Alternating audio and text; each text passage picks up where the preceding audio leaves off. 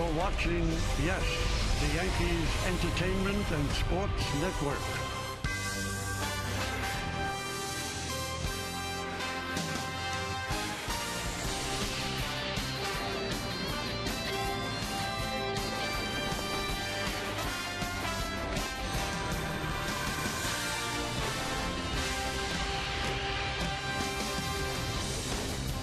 What a lovely afternoon for kayaking in Houston.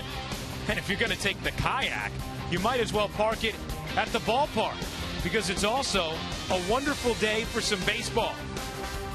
It's New York Yankees baseball. Today, Game 3 of a 4-game set between the Yankees and the Astros at Minute Maid Park in Houston, Texas. Hey everybody, Ryan Rucco alongside John Flaherty. Happy to be with you on this Saturday afternoon here on Yes. John, we talk about it a lot. How is somebody going to perform in their hometown, in front of their family and friends? Well, thus far, Chris Young performs really well here in his hometown of Houston. Yeah, Chris Young had a big swing last night, the 3-run home run. But Chris Young has been swinging the bat well lately, and he just continued that here in Houston. He loves hitting in this stadium. Had 2 hits the first night. Last night he gets 3 hits, none bigger than the 3-run home run that really was a separator in the ball game last night. A good fastball right down the middle, able to clear it out for his 9th home run of the year. Chris Young obviously loves coming back home. And it's not just this series. His numbers are tremendous at Minute Maid.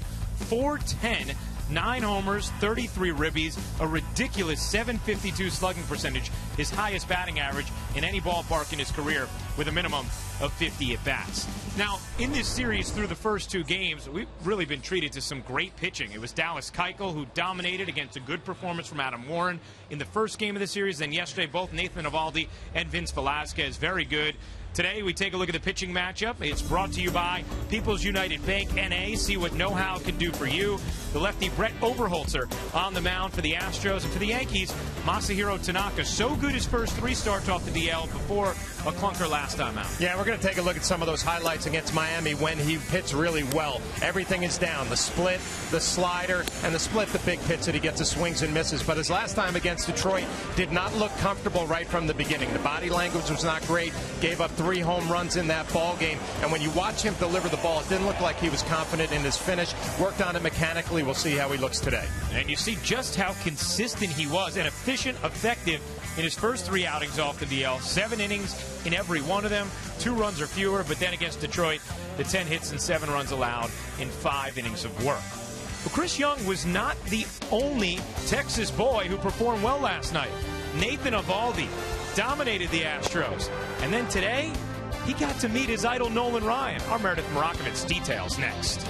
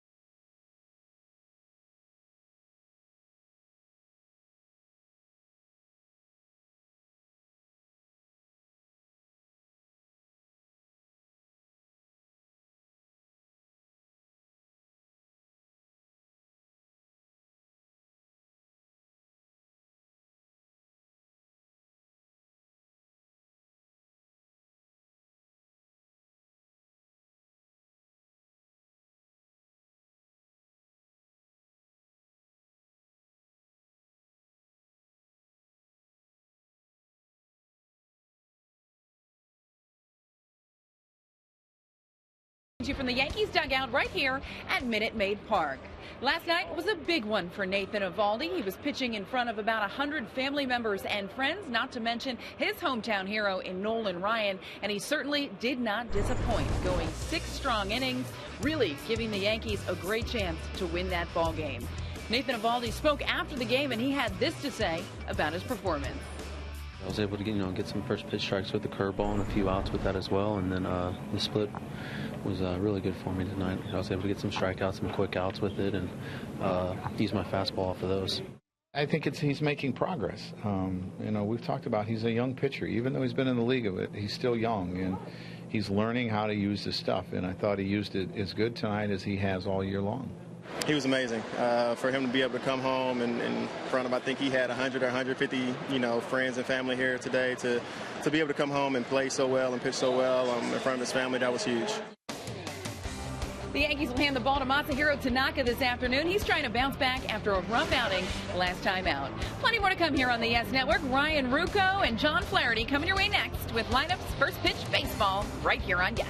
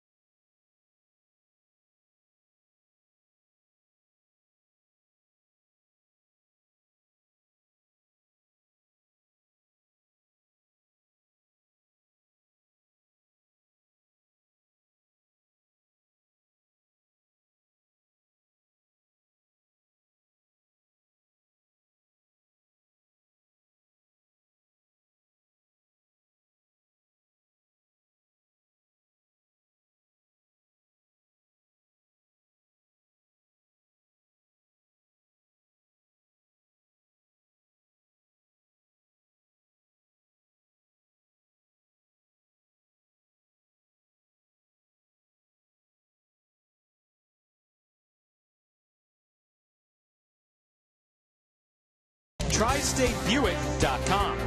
By Advanced Radiation Centers of New York. When it comes to fighting cancer, precision is everything. Call 844-2-RADIATION-DOC. And by your Tri-State BMW Centers. A sunsplash Saturday in Houston, Texas. The Yankees and Astros getting ready to play the third game of their 4-game set.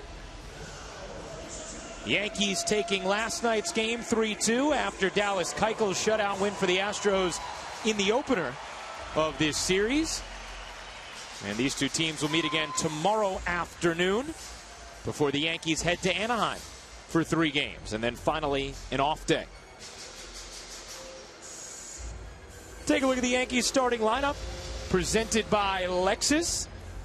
Few changes with there being a lefty on the hill. Brett Gardner will remain at the top of the order, but Chris Young, who's hit lefties so well, will hit in the 2 spot.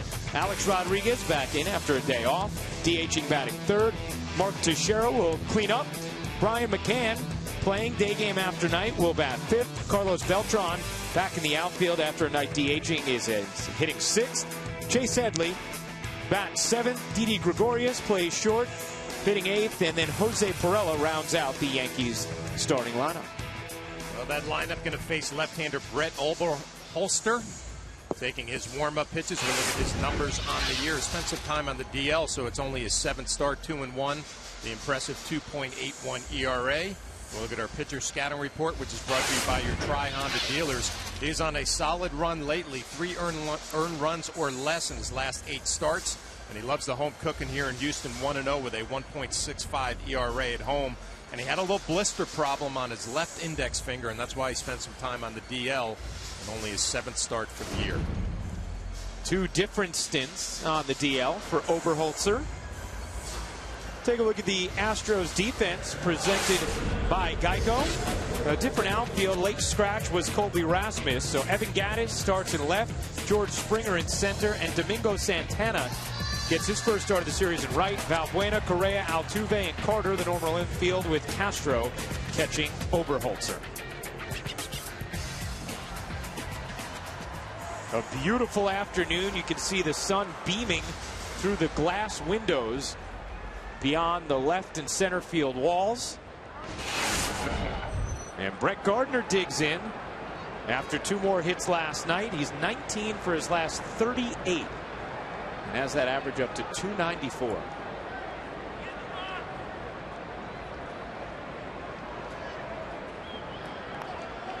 Oberholzer ready to go. So is Gardner. And the first pitch is a little bit up and out. Ball 1. The scouting report on Oberholzer: fastball, changeup, cutter, curveball. He's not that dominant left-hander against left-handed hitters. Lefties are hitting .333 against him. And Gardner quickly ahead 2-0.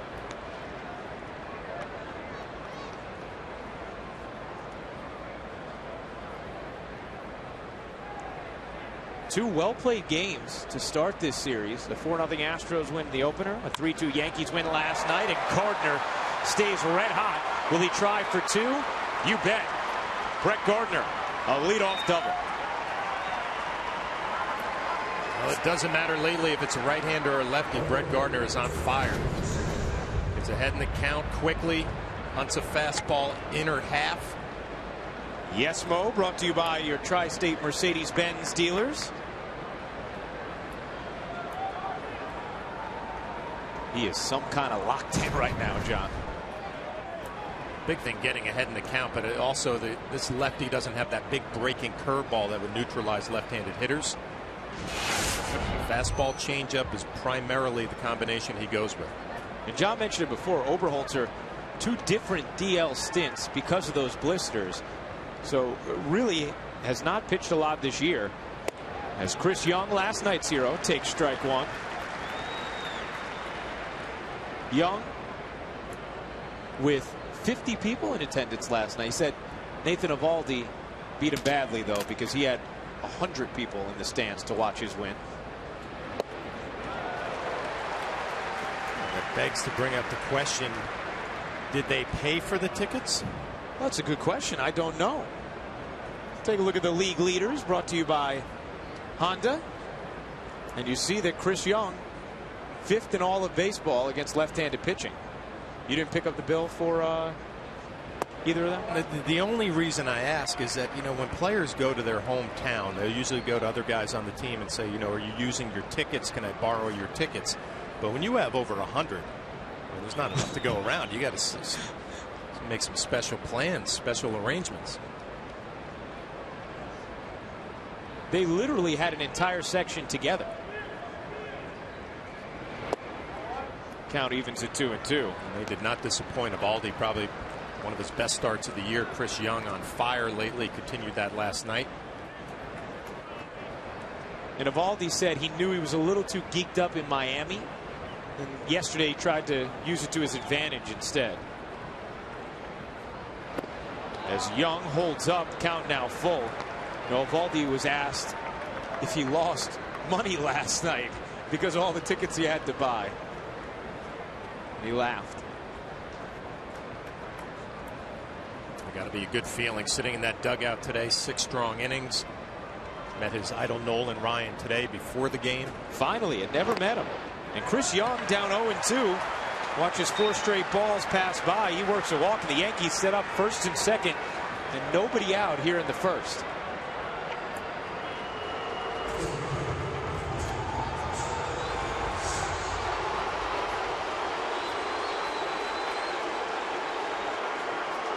Strong reaction for Alex Rodriguez, who got the day off yesterday. Back in there in the 3 spot today.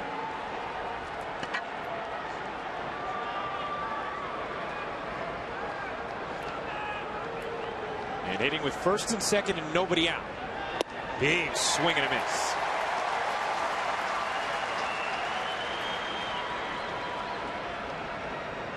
A-Rod hitting .400 with runners in scoring position since May 22nd. We'll see how Alex looks this afternoon against Dallas Keuchel. He was clearly off balance. Probably had the worst swings we've seen all year. Managed to pick up a base hit his last at bat. Should be a little more comfortable this afternoon. The 0-1. I was talking to Alex for a while yesterday, and he said Keuchel was definitely the toughest at bat he's faced this year. And his last at bat, where he finally got a hit, he actually eliminated his stride. He said, I'm going to treat this like wiffle ball and just try and go all arms and forget about my legs and try and make contact.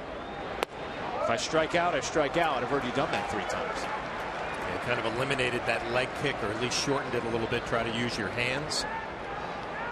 And it worked out. Got a base hit in that final at bat. Oberholzer immediately in trouble here in the first. Castro comes out. You got to make a pitch here, trying to get maybe a ground ball double play. Alex Rodriguez looks like he's seeing the ball pretty good out of his hand early on. A couple of good takes. Oberholzer had a career high 4 walks his last time out, and already has thrown 8 of his 12 pitches for balls. Three infielders on the left side. Here's the 2-1. Ripped foul. A-Rod out a little bit early. And there's that curveball that he throws only about 8% of the time, trying to drop it in there for a strike. Alex Rodriguez just a little bit too quick, not able to keep it fair. And you see, it's not much of a breaker. It's not the big 12-6. It doesn't sweep across the plate. Gardner leads off second. Young off first. Rodriguez facing a 2-2. Good swing, fouled it right back. You know, when you say good swing, Ryan, I think back to the first game of the series. Dallas Keuchel made everybody take bad swings. They were off balance. They didn't look good. Already Gardner hits a rocket. Chris Young has a good at bat. Alex Rodriguez in this at bat, a couple of quality swings. And even with the shutout from Keuchel, the Yankees as a team hitting .335 over their last 9 games. So they have been swinging the bats well. And now full on A-Rod. That was kind of what you were talking about, John. Sometimes you get shut out and you say, this is on us. Sometimes you get shut out and it's just about what the other guy was doing on the mound. Yeah, and it's unusual. We talked about it, that a major league club will say, you know what, that wasn't us, that was him. He was that good tonight. And Alex Rodriguez confirming that with you, with the conversation that you had with him. This will be an interesting pitch here. 3-2, first and second. See if the runners are in motion. They are not. And Rodriguez looks at ball 4. The bases are loaded with nobody out, and Oberholzer has thrown 10 of his 16 pitches out of the zone. Well, he's barking a little bit with home plate umpire Rob Drake, and rightfully so, and that is a borderline pitch and one that he needs. Alex Rodriguez taking. There was a tough pitch to Chris Young that Oberholzer did not get the call either. Some big trouble in the first inning, a couple of walks and a double. So that sets the stage for Mark Teixeira, but first, Brent Strom, Astros pitching coach, going to take the walk to meet with Oberholzer, who, after falling behind Gardner and yielding a double, got ahead of Young 0-2, threw 4 straight balls, walked him, got ahead of Rodriguez 0-1, and ended up walking him. A nice trip for the pitching coach to try to calm him down. Wonder if you have a comment for the home plate umpire. He does not on the way back to the dugout. Home plate umpire Rob Drake today.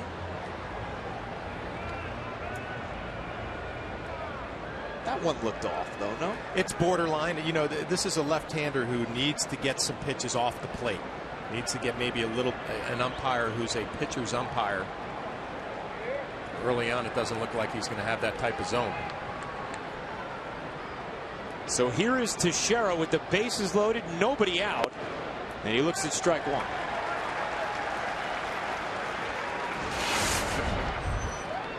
If you're Mark Teixeira, you would expect to see some fastballs in on your hands and some changeups down and away.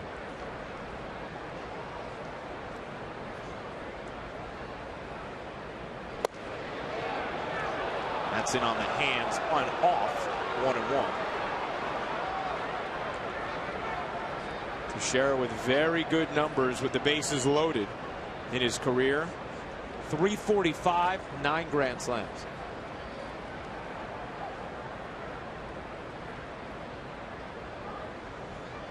Oberholzer just does not look comfortable right now. No, he's thinking, you know what, here's my ball game right now. Bases loaded, nobody out. Mark Teixeira hitting cleanup. If you can make a pitch, possibly get a double play, you look forward to your afternoon. Good cut.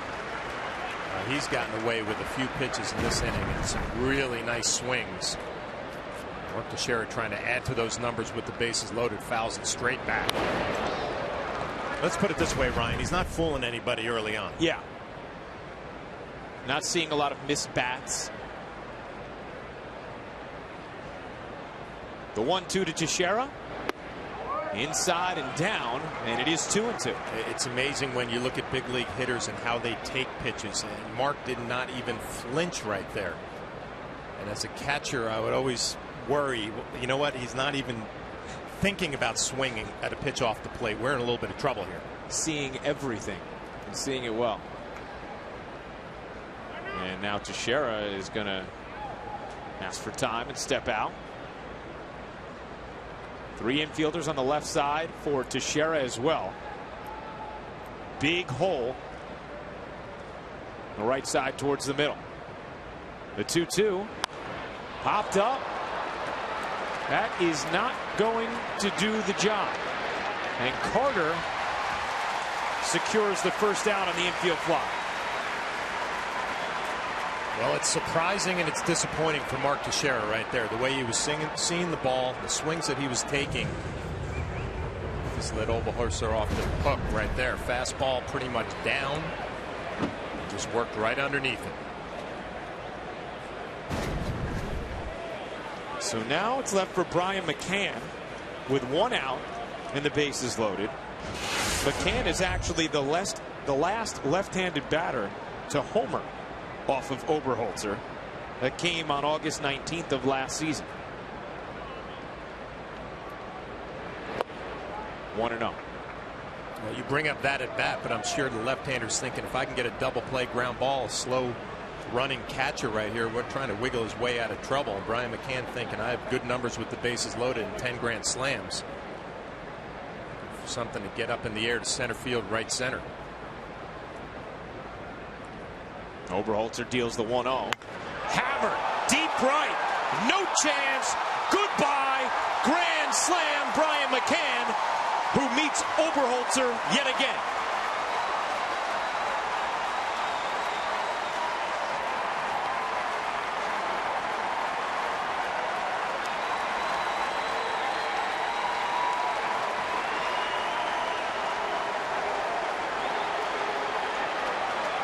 Happiest guy in that Yankee club, Mark Teixeira, who could not get the job done the at-bat before. And we mentioned the high batting average against Oberholzer. Does not have that big sweeping nasty breaking ball to a lefty. And he just rolled one in there to Brian McCann and he hammered it. That was tanked to right. And the Yankees and Masahiro Tanaka suddenly working with a 4-0 lead. Watch the break of the breaking ball and it just rolls and spins middle, and Brian McCann working right underneath it. Make sure you get the ball up in the air, stay away from the double play. Grand slam. You could see the head of Oberholzer in that shot drop immediately. Well, you had a feeling, Ryan, that something was going to happen like this during the first inning with the swings, the takes, working behind in counts.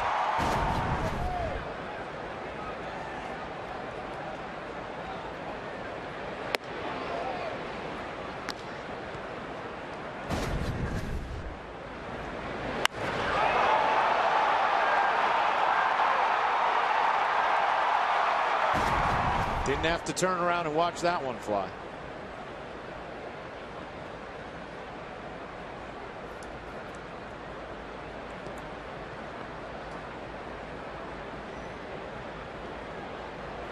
And we know the Yankees use the long ball, John, but we've seen it all year. They hit homers with men on base. Last night it was a 3-run homer from Chris Young that eliminated a 2-0 seventh-inning deficit. And today it's a grand slam from Brian McCann to start things in the first. What a difference from the first 2 games here in Houston. The Yankees struggling to score some runs for about a game and a half. Now all of a sudden Brian McCann gives them a 4-run lead early on. You have Tanaka, your #1 guy in the rotation, throwing. Feels a little better taking the mound when you have that cushion too, huh? So they're off to a little better start than they have been the last couple of days. Here's Beltran looking at ball 4, and Oberholzer has walked 3 in the inning. He's not going to get any help from Rob Drake, the home plate umpire. Manager A.J. Hinch looking on. And they are balls. They're off the plate. They're down a little bit, but they're close. They're pitches that Dallas Keuchel may have had the advantage of being called strikes with Joe West behind the plate in the first game of this series.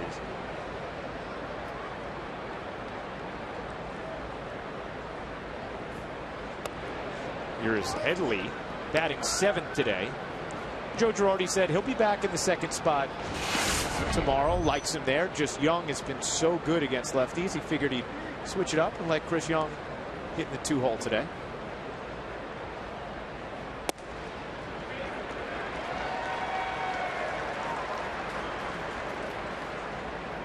Much different start to this game than what we've seen the last 2 nights, where really you've had 4 good pitching performances, varying degrees, but all starters have pitched well. If you're Castro behind the plate and you've had your meeting with your pitcher and your game plan, that goes out the window right now. I mean, you got a guy who's having trouble throwing strikes. Looks like he doesn't have his good stuff. You're just trying to call a pitch to try to get out of this inning and see if you can regroup in the dugout.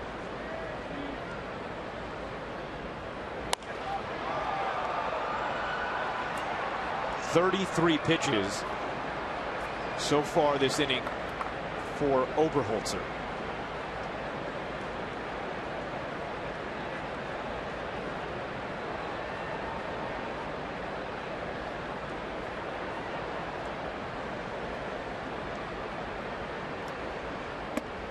And Headley held up 2-2.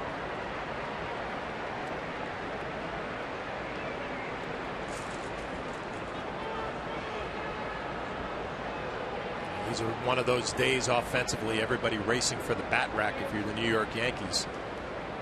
You have positive feelings on the at-bats you've seen before you. And Headley goes down looking as Oberholzer gets a call. And he's thinking, I finally get a call. With a couple of close pitches that have gone against him. Rob Drake makes that call against Chase Headley, and Chase shaking his head. He goes back to the dugout.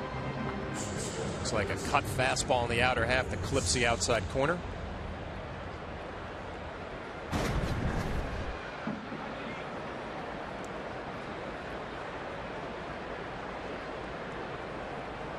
Didi Gregorius, the 8th Yankees batter to come to the plate in this first.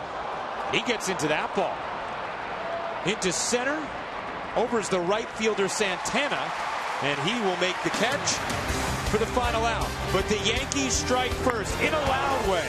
Brian McCann, a grand slam. Bombers 4, Astros coming to bat.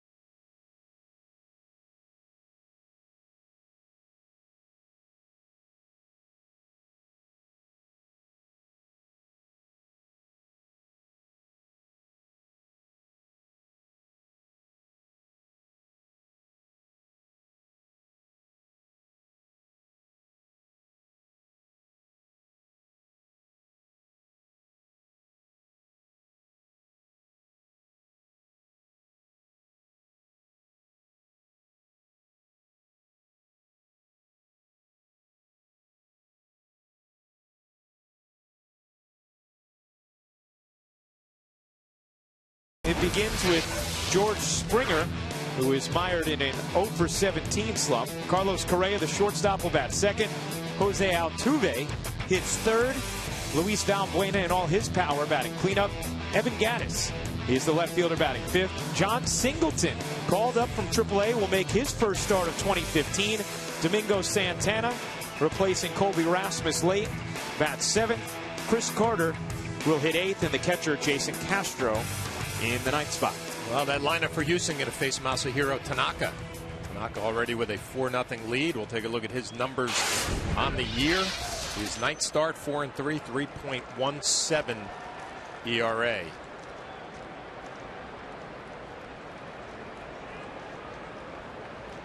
Tanaka peering in.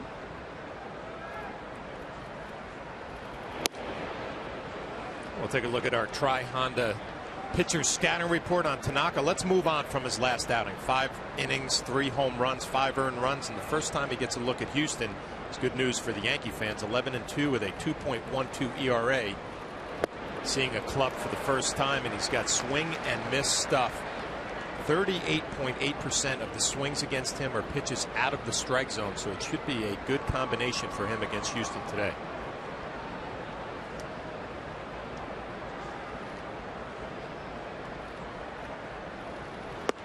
And to piggyback off that number, John, Masahiro Tanaka leads the major leagues in getting batters to chase those pitches with the 38.8% of pitches out of the zone. The major league average is about 30%, so he gets you fishing. And there he drops in a beautiful breaking ball, 2-2. Yeah, immediately what you think about, Ryan, is a split finger. Looks like a fastball. When it gets to the plate, it just dives out of the zone. Tanaka gets a little extra rest in between starts through 2 side sessions, figured something out mechanically. Splitter low. 3-2. And when you think back to that last start against Detroit, when you watch Tanaka finish his pitches, he seemed a little tentative. He didn't seem aggressive. And you could tell right away it wasn't going to be his afternoon, giving up the 3 home runs. The payoff. Down low, ball 4, and not the way Masahiro Tanaka wanted to start this outing. We'll take a look at the Yankees defense behind Tanaka, presented by Geico. In the outfield, Chris Young.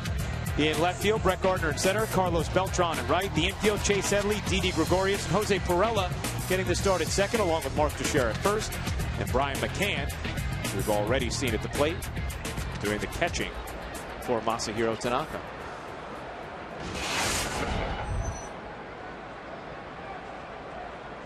That is just the second time this year Tanaka has walked a leadoff batter of any inning. Well, it's obviously not what you want with a 4-0 lead. He went with a slider on a 3-2 count off the plate, and Springer walks. But already early on, Ryan, he is finishing his pitches so much better than he did in his last outing against Detroit. And he talked about figuring things out mechanically in his size sessions, and it looks good early on to me. The finish is so much better. The rookie Correa looks at ball 1.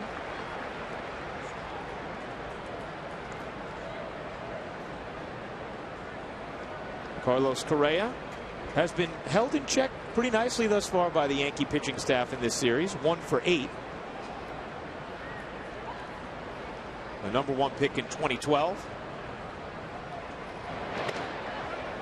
Really, you got to give the Yankee pitching staff a lot of credit. We talked the first game of the series about how the Astros hit home runs, and that's how they generate their offense. They have not had one in 2 games. No, they have not. The Astros, number 1 in all baseball in homers, and they actually haven't homered in any of their last 3 games, including the first 2 here against the Yankees. Well, his first inning so critical in a lot of ways for Tanaka, coming off a rough outing his last time out. 5 earned runs in 5 innings against Detroit, and also you're given a 4-0 lead.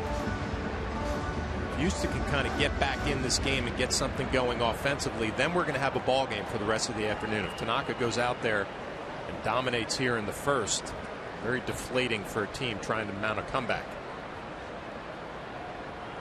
There goes Springer as the pitch is fouled just over the Yankee dugout.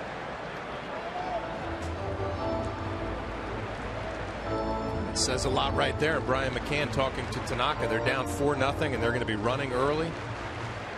Talked about it for 2 days. They hit home runs. They steal bases. Aggressive young ball club. Astros lead the American League in steals. George Springer has 13 of them.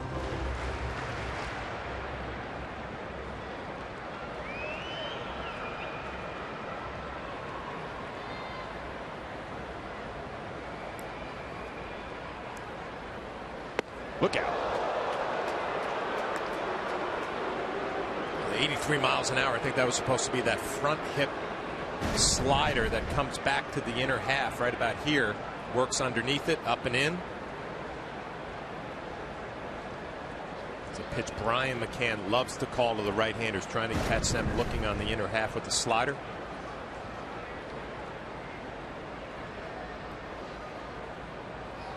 Tanaka will check again on Springer. Asked Joe Girardi today if Tanaka's any different after a rough outing, after a loss, than he is after a win in the days leading up to his next start. Said personality-wise, not at all. He just is consistent, maintains the same exact attitude. Mechanically, yeah, sure, you may want to figure some things out. That's flipped into shallow center and over the head of Perella. A base hit for Carlos Correa. Well, Ryan, you said the Yankees have done a good job with Correa, and they have, but you got to give him a little credit right here. His approach got himself this base hit. The bat stays through the zone a long time, and he just flips it over the head of Perella. You have a swing that's out and around the baseball. That's going to be a ground ball to short. It's down. It's a great pitch. And he just extends his bat right back toward the mound. You'll see it come out this way. Because of that, he gets rewarded with a base hit.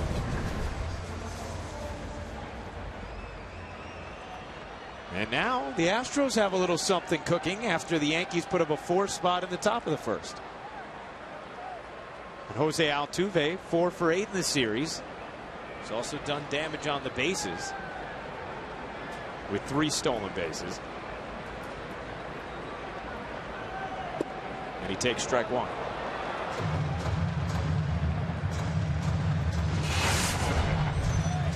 We heard Meredith tell us yesterday that Tanaka threw an extra side to try and work out those mechanical issues you were talking about, John.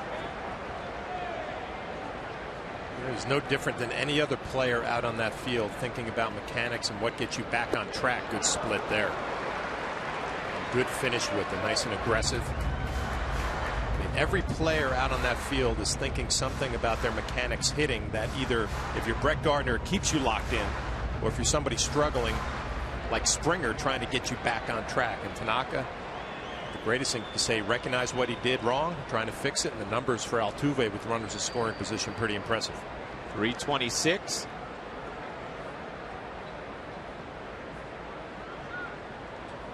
The 0-2. Breaking ball just off the inside corner. And here you go, Rob Drake. We talked about it in the first inning. He looks like he's going to be a hitter's umpire. Front hip slider. McCann sets up inside. Just never gets back to the plate.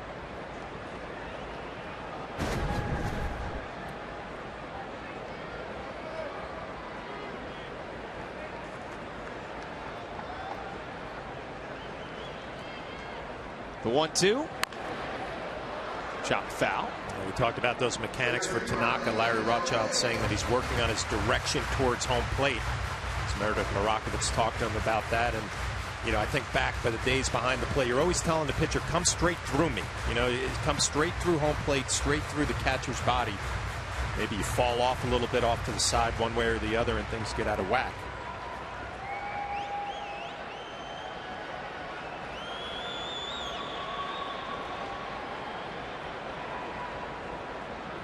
The 1-2 reaches out and rolls it. Foul. Jose Altuve basically threw the bat at that. Take a look at the action on the pitch. A slider down and away off the plate. He just flips at it. We talked last night how he gets out of the box with all his momentum going towards first base. Gets plenty of infield hits. If you're McCann and Tanaka, you got to be a little frustrated here. You made a real good pitch on Correa, and he flips it into right center field for a base hit. Real good pitch on Altuve there, and he fouls it off. Eventually, you're going to make a mistake over middle of the plate.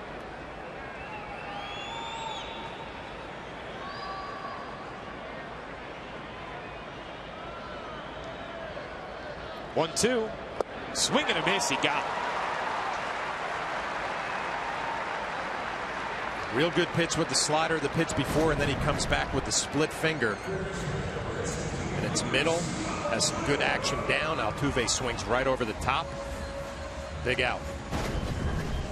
That's the bread and butter right there.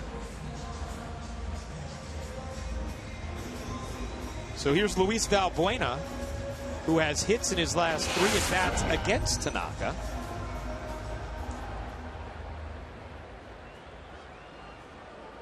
$19 home runs, but a sub-200 average. That's what the Astros do. They don't get on base a ton. They don't hit for average, but they can go yard.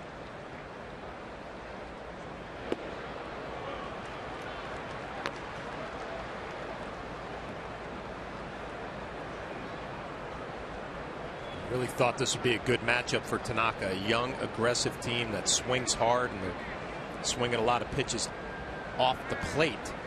That's what Tanaka does best.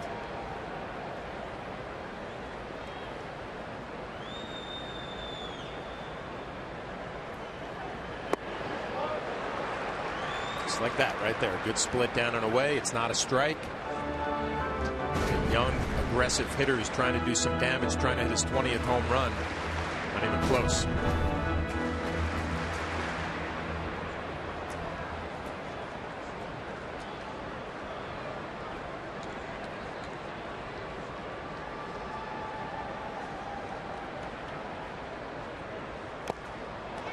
Check swing, fouled, and it is 1-2.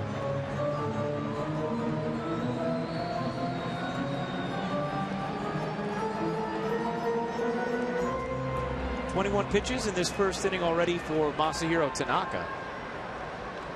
A walk to Springer, a flip single from Correa, a long at bat from Altuve, and finally a strikeout there.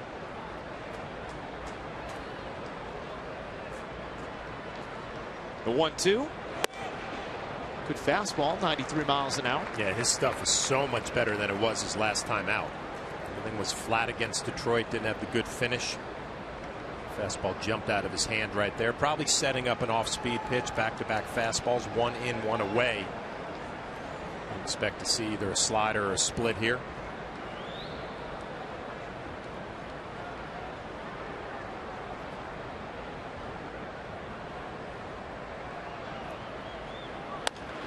Rolled to second. Perella flips. Gregorius fires in time to end the inning.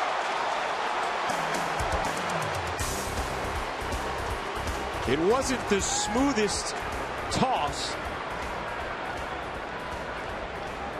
but Gregorius using the whip. And we'll see if the Astros may want to challenge. And Gregorius with the strong throw. Looks like Valbuena might have beat that. You're right, Perella, it looked uncomfortable kind of coming towards the ball.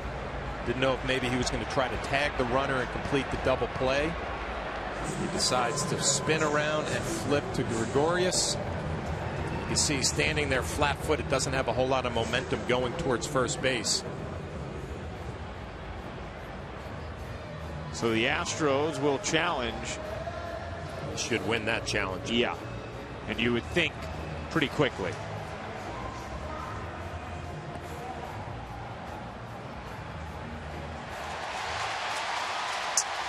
Crowd reacting to the shot you just saw. So that would set up first and third with 2 outs for Gaddis. And that's one area we've seen with Perella, John, where he can look a little bit mechanical out at second base. It doesn't look natural. Yeah, and you know, we've seen him play the outfield a little bit, and you know, his game is the way he swings the bat, his athleticism on the bases. And you see Joe West, the crew chief, making the safe call.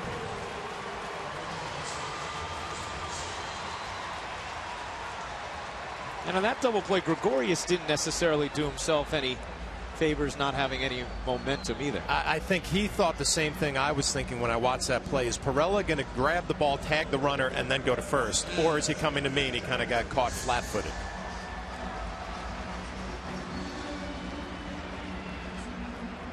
So Valbuena reaches. You take another look. So he's flat-footed at second base. Doesn't have a whole lot of momentum coming towards first. Still the strong throw. Gaddis 4 for 8 in the series with 3 RBIs.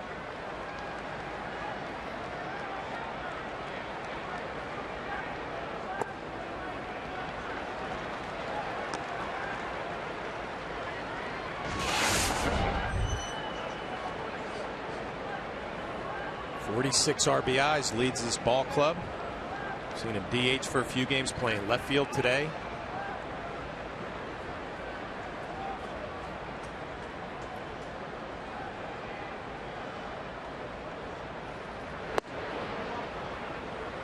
One and one.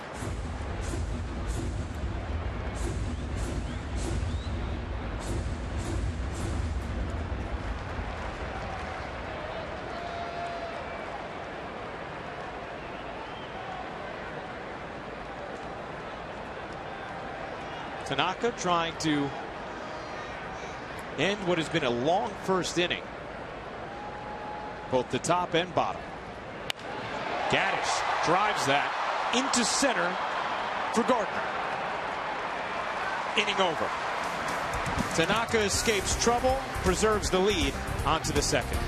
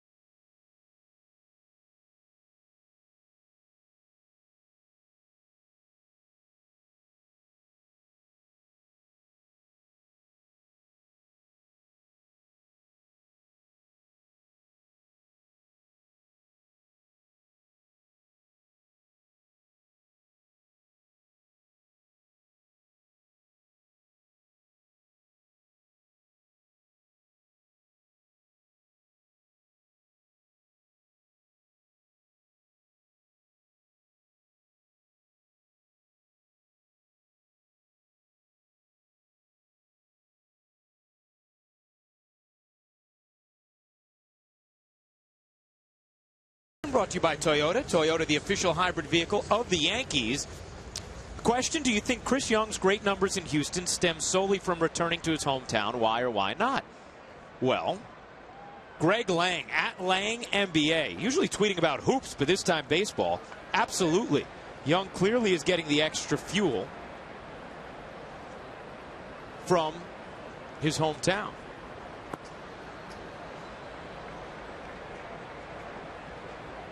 You can follow Yes Network and tweet us your responses using the hashtag Yankees Camry Hybrid to keep the conversation going.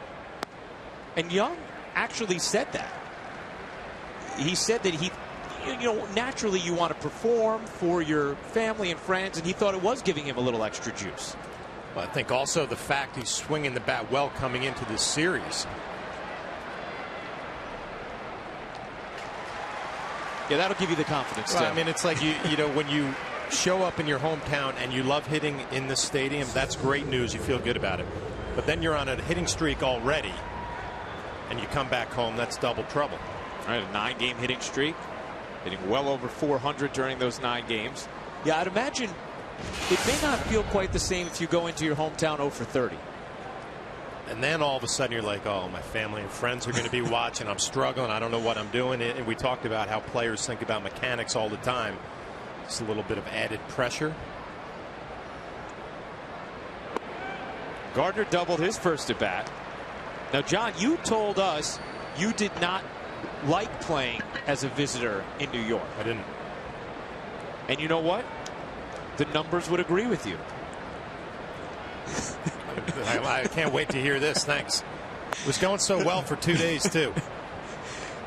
You had a 167 batting average as a visitor playing the Mets or the Yankees. However, you did have 2 bombs.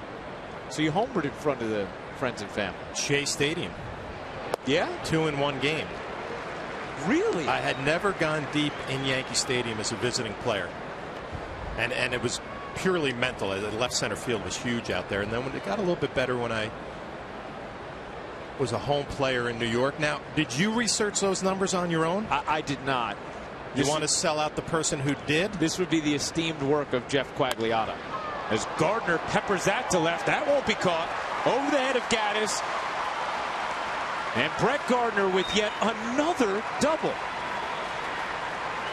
Brett Gardner is on fire right now. First at bat, he hammers one into right field for double. Second at bat, out over the plate. Let me just stay on it, use my hands, and not just flip it the other way, drive it the other way. Gaddis plays it off the wall, but he's not going to have any chance against Brett Gardner. If you look from the side, that front foot gets down, and the hands just explode through the zone.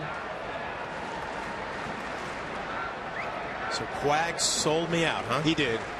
Our head researcher at Yes. Now, David Cohn, who's on pre and post game today, Quags gave us those numbers to him as a visitor in Kansas City. 5-1, 176. Yeah, so he didn't have a problem. He didn't. So was a much better player than I was, so that explains it. You know, Coney also has his best broadcast in Kansas City. Brings it there for the people. I was going to make a comment. I'm going to keep it to myself, I think. The 1-0 is a strike. Did you have a lot of family and friends in the crowd when you had your 2-homer game at Shea?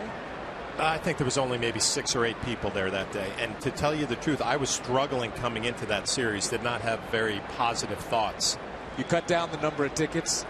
So you probably don't want to come out to the ballpark today. And then it ended up turned out all right. I'm trying to remember who it was. Malicki, maybe? We can find that out.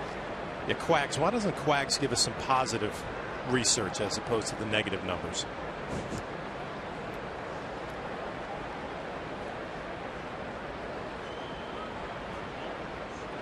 Young clobbers that, but foul.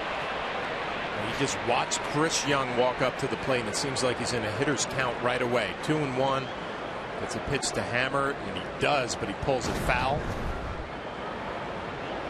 Well, you want to talk about a simple approach, and I'm always watching the front foot of hitters. And Chris Young gets his front foot down so early. Here, just put it down, and then I just wait and recognize, use my hands. He is locked in. Oberholzer will step off. I have a positive number for you, John. You were a plus 300 hitter here in Houston. But it was at the Astrodome. Yeah, it was at the Astrodome. A 308 hitter at the Astrodome. Now, you know what I think about? It's funny, we're talking about players that are hot coming into cities or series. And yeah, I was on a hitting streak coming into that series against the Astrodome. That's Houston. So I was feeling pretty good about myself. And it continued. Darryl Kyle, I think I got a base hit. I forget who else, but worked out all right. Young got all of that. Goodbye. What a bomb.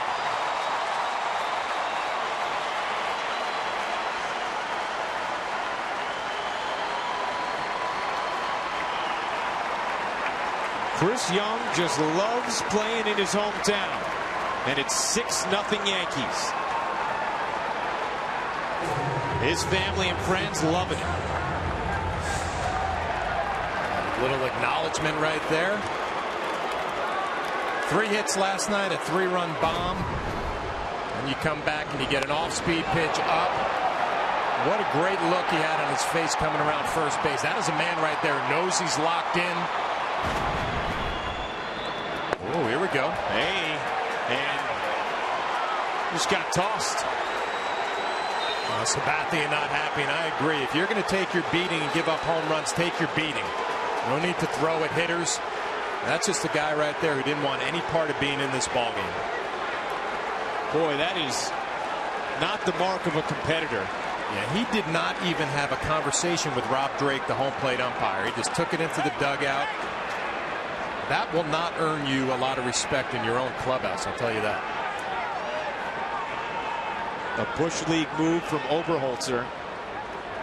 And that had Sabathia, you mentioned it, John, just absolutely jumping out of the Yankee dugout. Hey, there are times, and I'm all for sending a little message, but when you don't have your stuff and you're getting beat up, as a professional, you take it like a man and you move on. Clearly, Castro setting up away. It ends up way inside. And no reaction, no conversation with the home plate umpire. It's just a left-handed pitcher who did not want any part of being out there.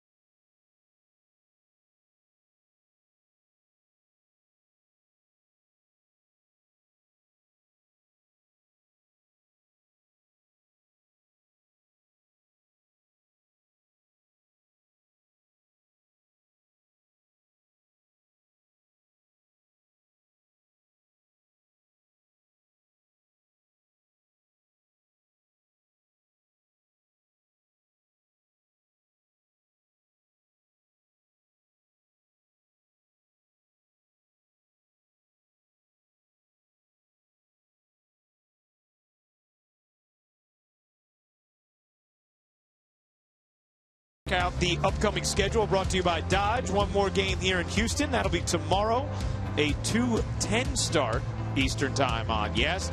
And then 3 games in Anaheim before the Yankees finally get an off day and come home to play the Rays. You know, Roberto Hernandez gets however much time he wants to warm up, but Joe Girardi may be asking about that, because if you think about it, John, should you really get all the time in the world to warm up when your pitcher was ejected? Yeah, your teammate was ejected. You would think you would be able to get your 8 pitches because there was not an injury where you would get as many as you need, but it looks like he's going to get plenty. And obviously you don't want to see a relief pitcher come in and get hurt, but it's an interesting conversation. Your teammate caused this.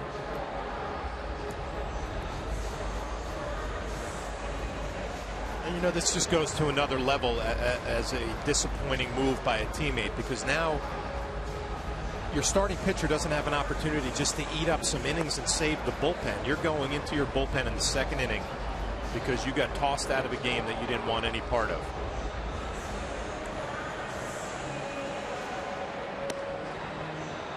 You think one of his teammates would say something to him, John? Well, you know, who's the first guy I think of? Correa. And that's strange. A young kid who just got called up. And A.J. Hinch was saying he's become a leader already. And a vocal leader. I'm sure that man right there, A.J. Hinch, will have a conversation at some point. Hernandez did throw last night. 18 pitches in an inning and a third. Allowed a hit and no runs. So Alex Rodriguez still up with a 1-0 count after Young's absolute bomb to left. Brian McCann with a grand slam in the first, which was also tattooed. These have been no doubters.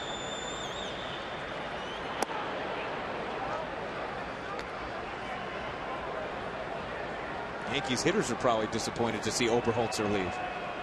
I'm not. I couldn't pronounce his last name, so he can go to the clubhouse and take a shower. But, you know, Ryan, I wasn't paying attention. I'm sure that the Yankees are probably warned, right? Tanaka has probably been warned. You know, that's a good question, John. I do not know if they were or not. I wouldn't expect any retaliation because I think everybody realized what type of a move that was. Right. From Tanaka's standpoint and the Yankees standpoint, you go out there and pitch your game. And you keep it in the back of your mind. At some point, it might be something that you use, but I wouldn't expect to see anything early. Can you remember a pitcher doing that when you were catching? I remember a few guys who had reputations when things weren't going well, start headhunting a little bit. Yeah. And the hitters on those teams took care of it. Went right to him and said, you know who the one who's going to get hurt is me, because I have to go up and hit next inning. And those situations ended pretty quickly. And you have somebody like Ken Caminiti or, you know, people like that. Yeah. And that's what happens in the American League, where you have the DH. Brett Oberholzer is going to have to stand in the box.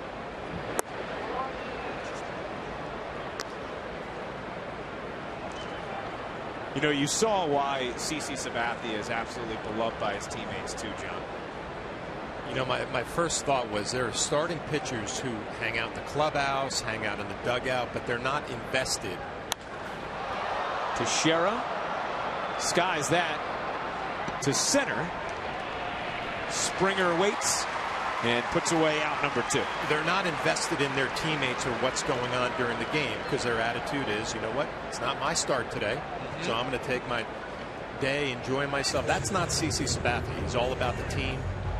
He's invested. When he's sitting in that dugout, he's invested in what his teammates are doing. And they love him. Why wouldn't you? You know, even as he struggled, such a good guy, so upfront and honest about it, held court with the media the first game of this series to discuss Andy Pettitte being here, trying to help him a little bit. Sabathia was joking, said, if it wasn't for Andy telling me I'm almost there, I might be trying to throw sidearm right now.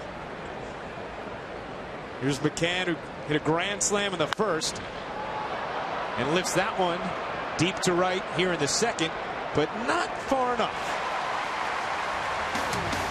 Well, Chris Young stays hot in his hometown of Houston. Launched this one out to left. It got Brett Oberholzer a little bit mad, so he decided to throw an A-Rod. His day's done. The Yankees lead 6-0.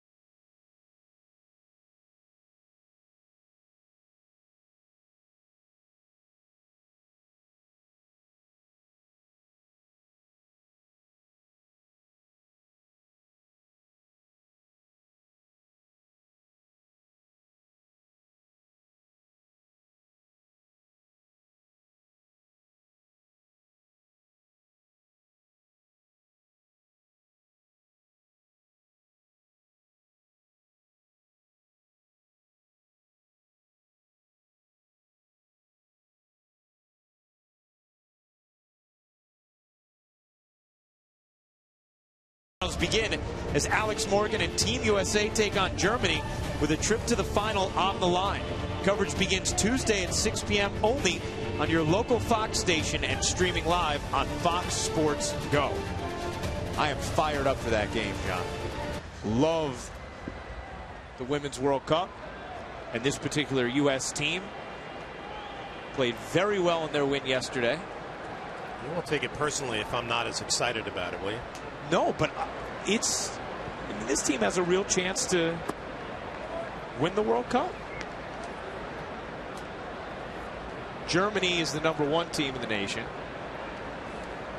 U.S. is #2, and whoever has won when they've met in the World Cup has gone on to win the World Cup. So when the U.S. has beaten Germany, they've gone on to win. And when Germany's beaten the U.S. in the World Cup, they've gone on to eventually win.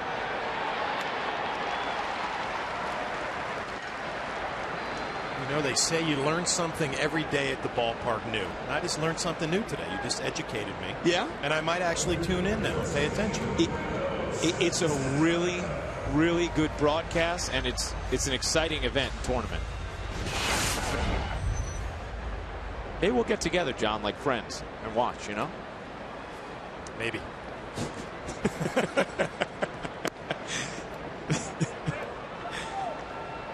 You know what I am paying attention to, Ryan? How this Houston Astro team is going to react the rest of the afternoon here. And they've had some adversity this year, a losing streak, and they've kind of bounced back from that. But in an inning and a half, hasn't been a lot of positive news for them. And manager A.J. Hinch, I'm sure, is going to pay attention the rest of this game to see how they react.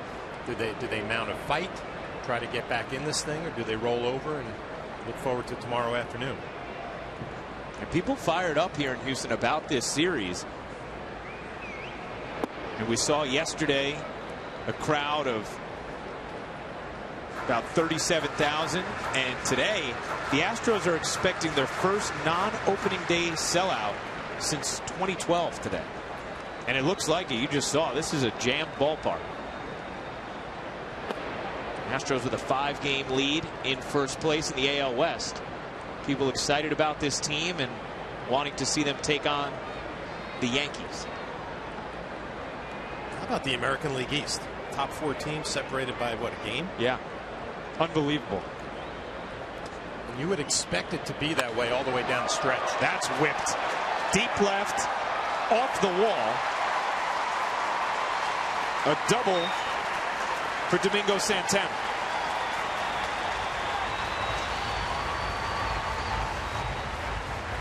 Let's look at the current weather presented by Bigelow Tea. 91 outside, 51% humidity. But John, you know what it is inside. 72 and sunny. That's it. Are you one of these subscribers to It's a Dry Heat? I'm one of those guys that when you walk outside the hotel in a suit and tie, it's hot. That's what it is. It's just being real about it. Here's Chris Carter.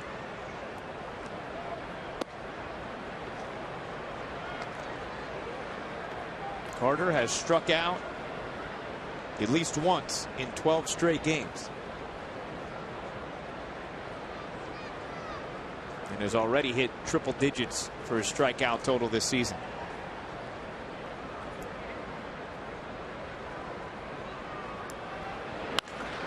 That is no strikeout. Gardner watches it fly over his head and up onto the hill. Santana scores easily, and Carter has the Astros on the board with an RBI double. Well, the Houston Astros have just answered the question that I threw out there. How will they react the rest of the day? Santana rockets one for a double. Chris Carter looked like a split that just spun right in the middle of the plate. He hammers it. Rick Gardner has no chance. This young club showing a little fight here in the bottom of the second.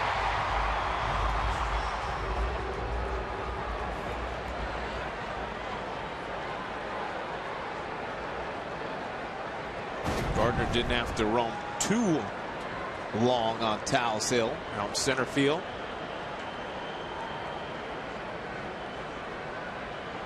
Here's Jason Castro. taking strike one. So Masahiro Tanaka staked to a big lead. Trying to work his way out of the second inning.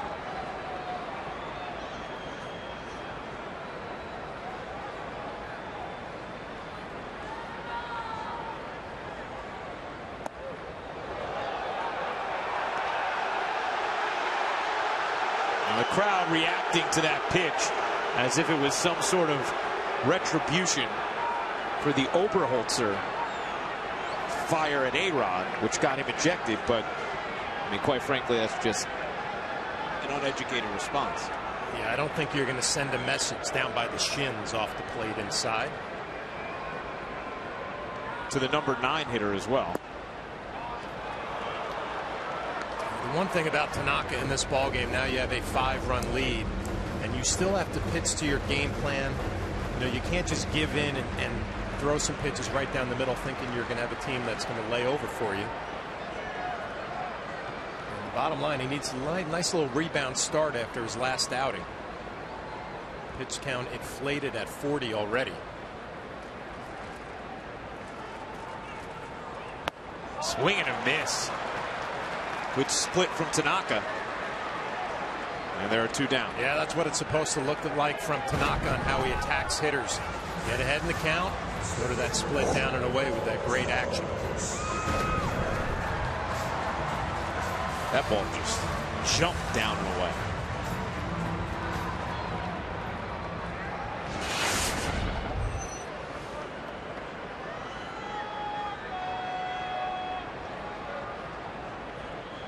So 2 outs. Now George Springer, who led off the first with a walk, wails and misses. We've watched now Springer for a couple of games and here a couple of at-bats, and you can see why he's struggling lately. Everything pulling off the ball, front side opening up early. You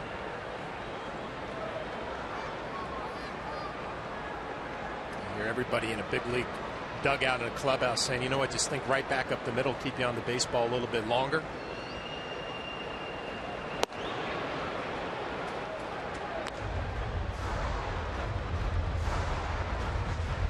This pitch from Masahiro Tanaka will be the 100th pitch of this game already.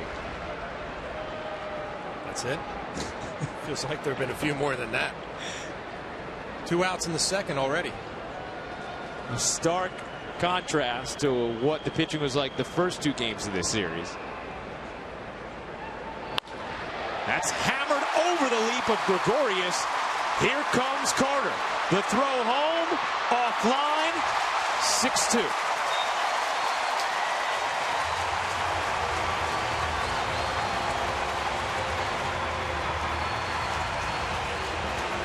Well, Springer has been quiet, going through a little tough stretch. Able to pick up a base hit with 2 outs and an RBI. And again, Gary Pettis, third base coach, very aggressive, waving runners home. Chris Carter at second base doesn't run that well.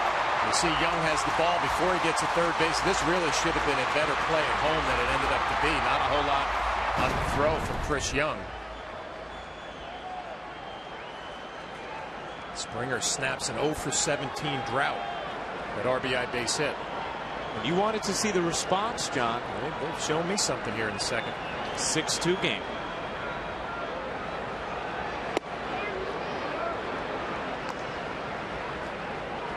Think back to my days with the Tampa Bay Devil Rays, where you're struggling, losing 100 games, young team.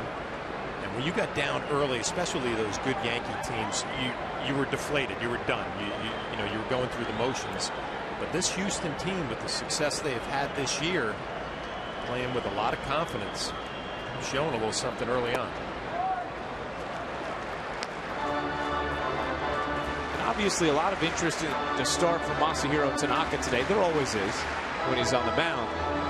We're trying to see how he will and is bouncing back from what was one of the toughest starts of his career last time out. Yeah, the one thing that we know already, he's not going to last long in this game. The pitch count at 46, going to be 47. Runner goes, and we'll head back.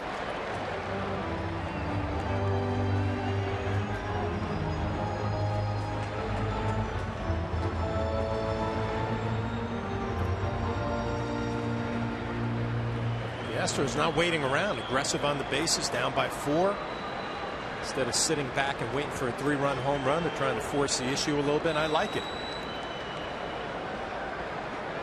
Early in the game, if you can pick a run here or there,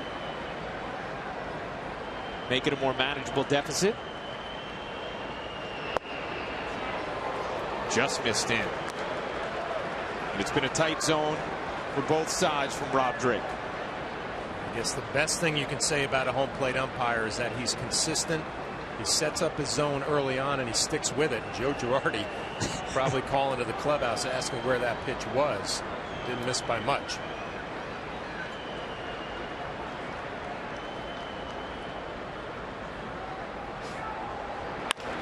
Grounded to short.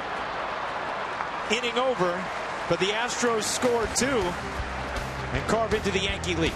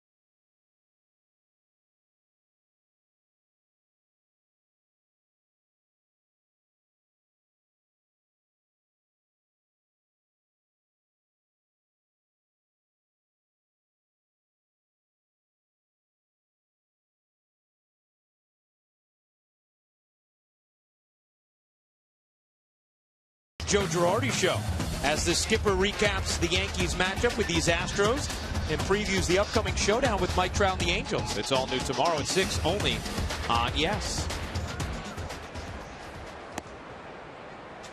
I have it on good authority that this is going to be a very good Joe Girardi Show. Take a look at the Audi A3 scoreboard. The Yankees with a 6-2 lead on the Astros.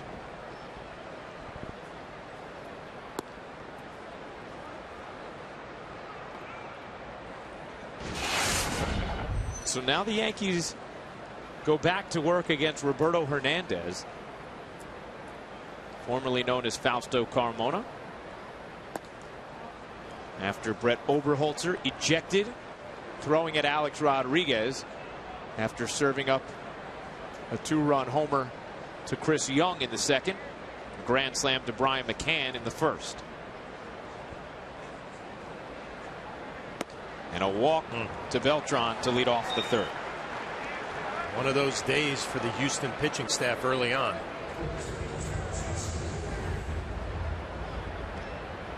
They used quite a few arms out of their pen yesterday. None for an extreme length of time.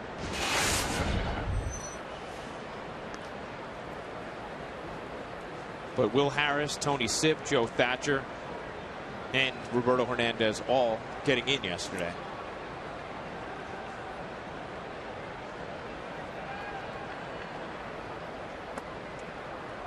These are the days that hitters have to get greedy. You're in the bullpen early on in this ball game. 6 runs already. Remember back to the first game in the series when Keuchel was so good and you weren't able to do a whole lot. Well, you got to get some back today. Pile up some hits. Have a big afternoon.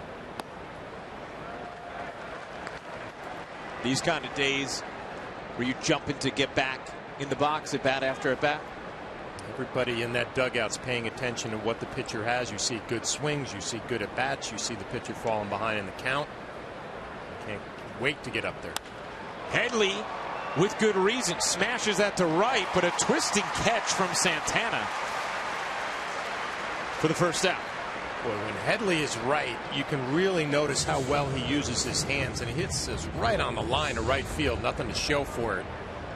Go back to the dugout feeling good about your swing, but you watch his hands and how he just kind of sweeps them through the zone. Great extension and balance.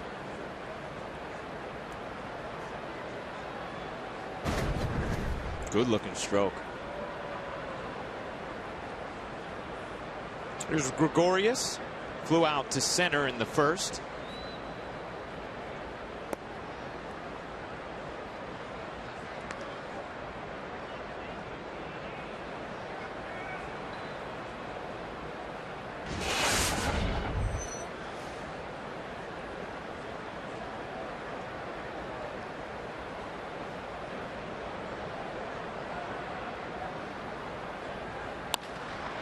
Hard and through. Beltran took an aggressive turn, but hangs on at second. And a base hit for Gregorius. 2 runners on for Pirela. Hernandez, a sinker ball pitcher, is going to get a ton of ground balls when he is right. Didi hits a ground ball, just finds that hole. Beltran just jumps over, and because of that, not going to be able to get all the way to third.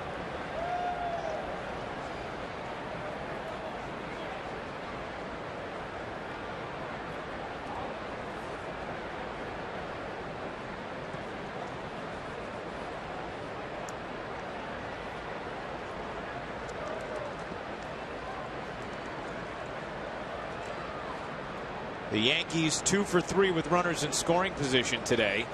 Those 2 hits, home runs. McCann and Young. But John, if we look out in left field all the way across center, there's patches of really bright sunshine.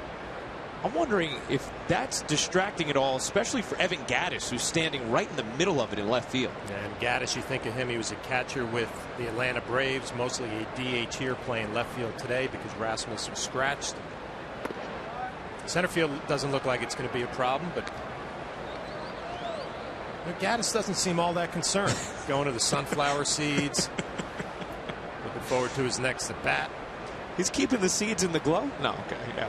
You need to use that, Evan. Now Springer is just in front of the sun, standing in the shade, but that sun comes blasting through the glass windows that are up across the left side of the outfield. You can see it's bright. It really is a nice feel in here, though, when you're inside of a dome and the temperature is comfortable, but you also have the sunlight coming through. So you're reminded it is an afternoon start. Yeah.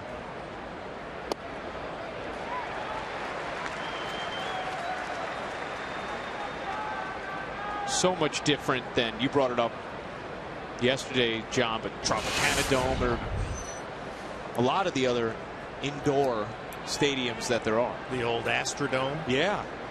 You walk in there for a day game, you have no idea what time it is. Could be 2. Correa the jump. It was athletic, but not enough on it. And runners on first and third with 2 outs for the red hot Gardner. You see Altuve and Carrera talking about it a little bit. An aggressive slide by Didi Gregorius. Nothing dirty about that at all. Altuve with the backhanded flip. It took a little while to develop, and Carrera out in front. Second base gets clipped by Gregorius and doesn't have a lot on the throw. So Gregorius' slide helps keep the inning alive for Brett Gardner, who has 20 hits over his last 9 games, including today. And he has doubled twice, scored twice. .299. Knocking on the door. You know, and the toughest thing, and I haven't noticed Brett have this problem at all except in one of the blowout games at home, when he was trying to go for the cycle and needed a home run. He started over swinging a little bit, but when you're in one of these stretches, the last 10 games, 488, you sometimes go up to the plate feeling so good that you try to add on. You try to do a little bit more. Instead of taking the base hit the other way, you're trying to go deep and you might roll over. Caught the outside corner, 0-2. And like I said, I really have not seen that through the stretch for Brett Gardner. Now behind in the count 0-2. I'm sure he'll go back to his approach. That looked like it was off the plate. For a guy who's had a tight strike zone, Brett Gardner doesn't agree. Beltran leading off third, Pirela off first.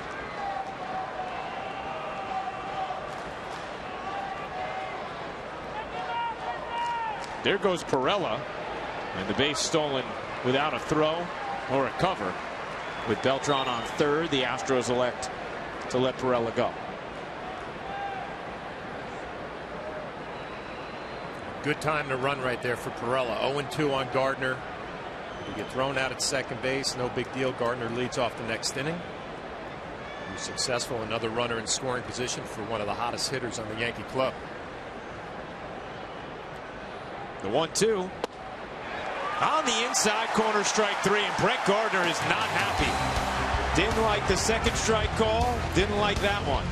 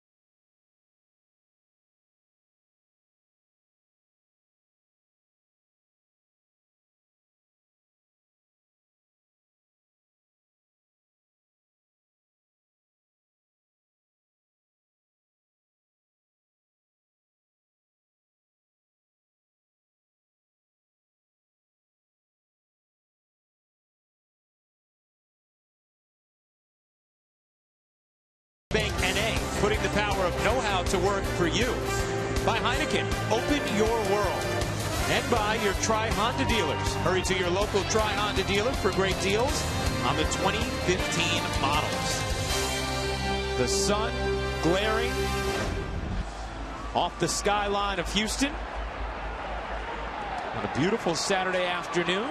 Ryan Rucco, John Flaherty, Meredith Morakovitz, happy to be with you. Bottom of the third inning in what has been an action-packed first 2.5 frames. Masahiro Tanaka laboring through the first 2 innings on the Audi A3 scoreboard. The Yankees with the 6-2 lead courtesy of a Brian McCann grand slam in the first and a Chris Young long homer in the second. You said it perfectly, Ryan. Laboring early in this game. And this is an important inning for Tanaka. The pitch count elevated at 51 now. He's going right through the middle of the lineup. Altuve, Valbuena, and Gaddis. Gotta have some quicker at bats, quicker outs. Pitch count out of control.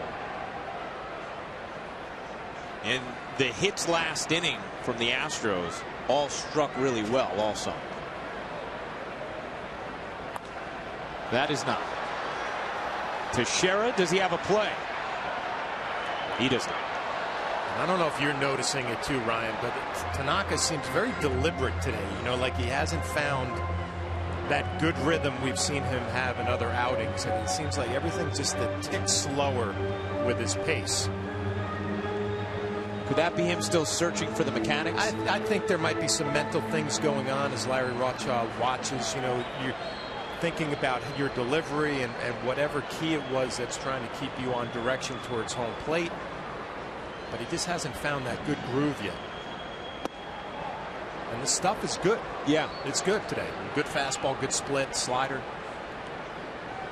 Maybe being just a little bit too fine off the plate. And again, the umpire not giving a lot of strikes.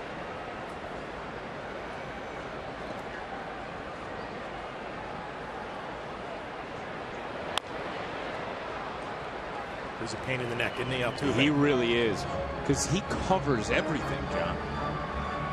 This is one of those hitters, you're behind the plate or on the mound. You say, you know, enough already. Just put it in play. Throwing good pitches, you're fouling them off. Making a big push in Houston here to get Altuve onto that all-star roster. Yep. He's in a tight race right now with Omar Infante. Well, he's doing his part, starting to heat up a little bit. That batting average getting close to 300. And his numbers are far superior to Infante's. It's just Infante's a Royal, and we've seen what that means in the All-Star voting this year. And some of the normal second base stars like Robinson Cano and Dustin Pedroia don't have the numbers that would elicit the votes from those people who know them.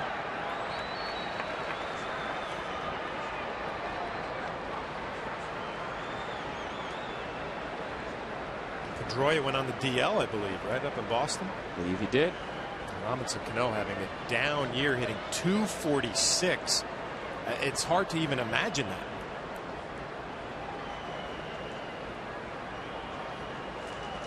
Eighth pitch of the at bat. There will not be a ninth, but this is going to be a tough play. Pirela makes it. Nice job there by Pirela to charge and fire out Altuve.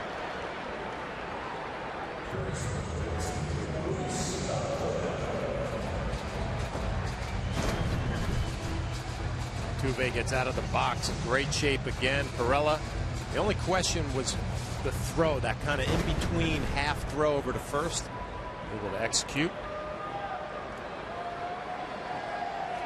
Here is Luis Valbuena, who reached on a fielder's choice his first time up.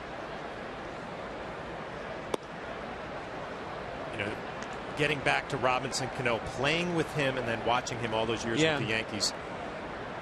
It actually, and I hate to say this, it makes me feel a little bit better that he's hitting .240 because he made it look so easy day in and day out. And as a player, you remembered how hard it was.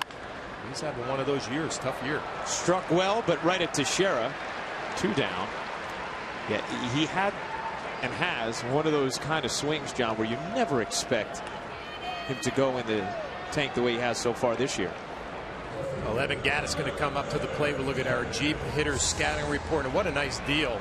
The Astros dealing with the Braves to bring Gattis here. And he's the AL leader with 45 RBI since April 26th. And he's such a difference maker on this club. When he drives in a run, Houston is 18-7 in those games. And all these young players getting all the attention, and rightfully so. But Evan Gattis doing a nice job DHing, playing left today and driving in runs. Gattis was one of those moves in the offseason that signaled, hey, maybe the Astros are a little bit closer than people think, because they gave up 3 prospects to get him from Atlanta. And Gattis in his career, 213 games with the Braves at 43 home runs, just a lot of raw power. You know, and that's the part that I guess impresses me, because that's what I thought. Okay, he's going to come to Minute Maid and he's going to hit 30 bombs, right? Because it's a home run friendly park, but he's an RBI machine. And a little more disciplined in his at bats than we've seen some of these young Astro hitters. Like that. Doesn't have that upright stance. He's kind of leaning out over the plate. And we mentioned no batting gloves, the big beard just up there hacking. At least that's what it looks like. And then you watch his at bats and you can tell he's got a game plan. He knows what he's doing. Such an interesting story, too, as you see the trade with the Astros acquiring him for 3 minor leaguers. This is a guy who didn't play high school baseball, then played 1 year of JUCO ball, and then didn't play baseball again for 3 years. Perella, good stab, and the throw. A nice defensive inning for Jose Perella, and Masahiro Tanaka appreciative. But Chris Young, he has been doing damage in this series in his hometown of Houston. A homer yesterday, a bomb today, and at bat next on Yes.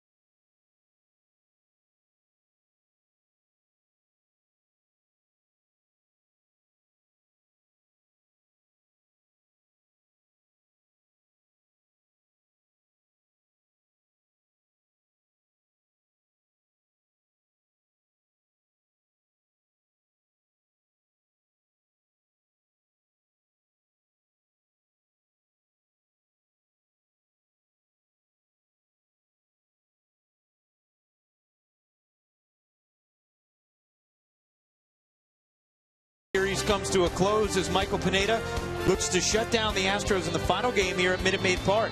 Complete coverage begins at 1 o'clock with the Audi batting practice today, and the Tri-State Ford pregame only on Yes.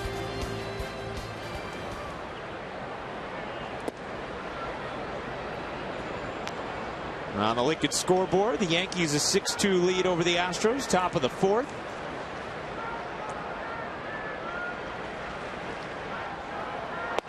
And Chris Young at the plate.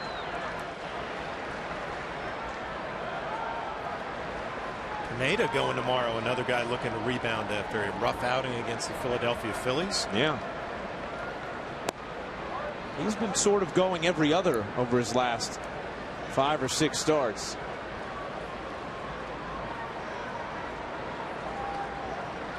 Young continues to hit here at Minute Maid Park. A 2-run homer today, and now his average up to .415 with 10 homers, 35 RBIs in 26 games. And he has family and friends in the building again today who saw his go-ahead 3-run homer last night in the 7th.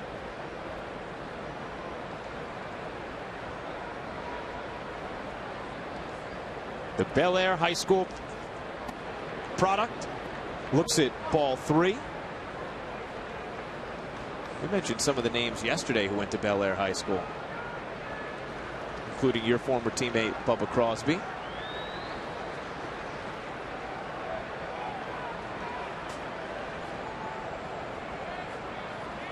The 3-2 swing and a miss. Young finally retired.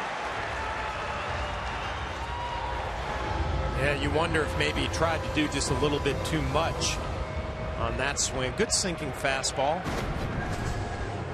Swing is such a hot bat. We'll take a look at the finish. Maybe it's a little too quick. Big swing.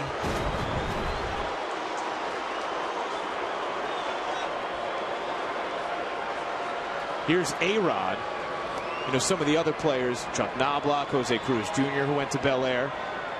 There'll be something about that program. Well, just think of high school and college baseball and football in Texas. I mean, outstanding. True. You think of what states? California, Florida, Texas. Where it's warm. It's warm, you get to play a lot more. You know, you think of guys like us from the East. You know, it's cold. Yeah. I think we have an edge about us, East Coast baseball players, but we get to play as much baseball. You definitely have that edge about you, John. Here's Jose Cruz.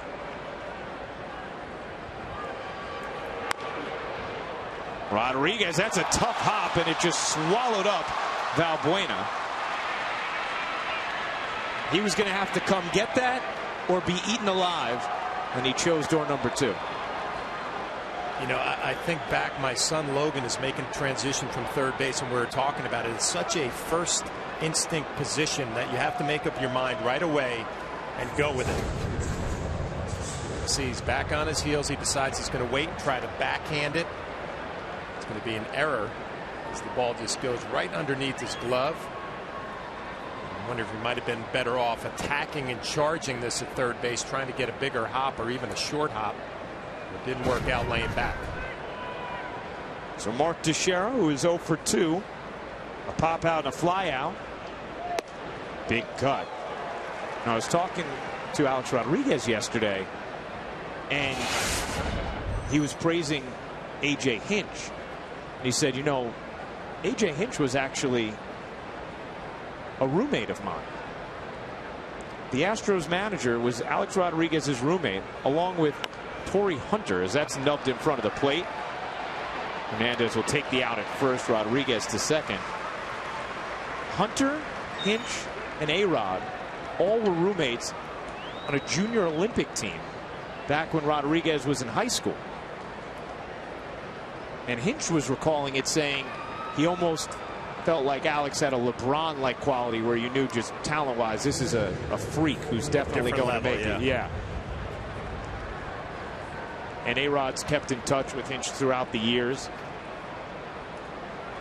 Said that team played a game against Cuba in Mexico, and they lost to Livan Hernandez 1-0. Just think about that for a second. You're, what, 15 years old, and you're playing international baseball.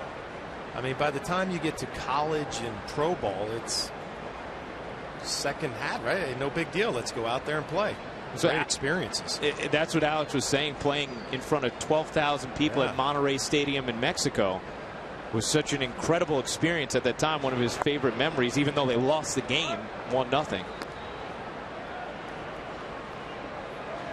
And Alex was young on that team. He was only 16. Hinch is a couple years older than him.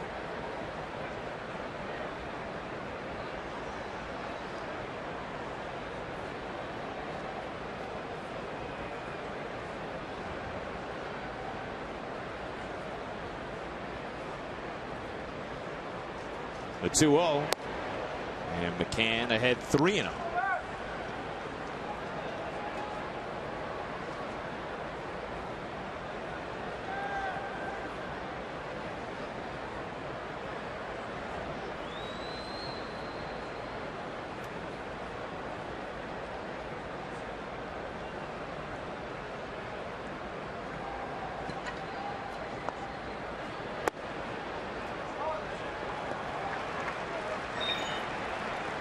You know, A.J. Hinch was actually drafted 3 different times. Out of high school, then junior year, and senior year.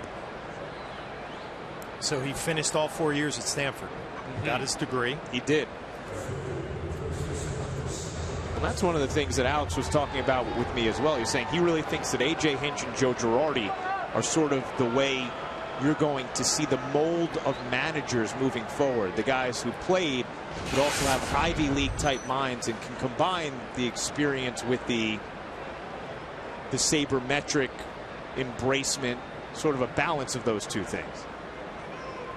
Well, you hate to say that A.J. Hinch has anything on Joe Girardi, and I don't want anybody to take it that way, but one of the advantages is that he worked in the front office, so he saw all the sabermetrics and all the numbers and all the information, and he has the experience as a player.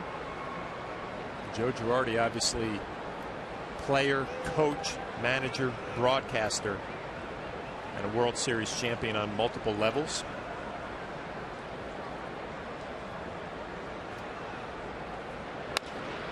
Rolled slowly to the right side. That's the shortstop, Correa. Inning over. On to the bottom of the fourth in Houston.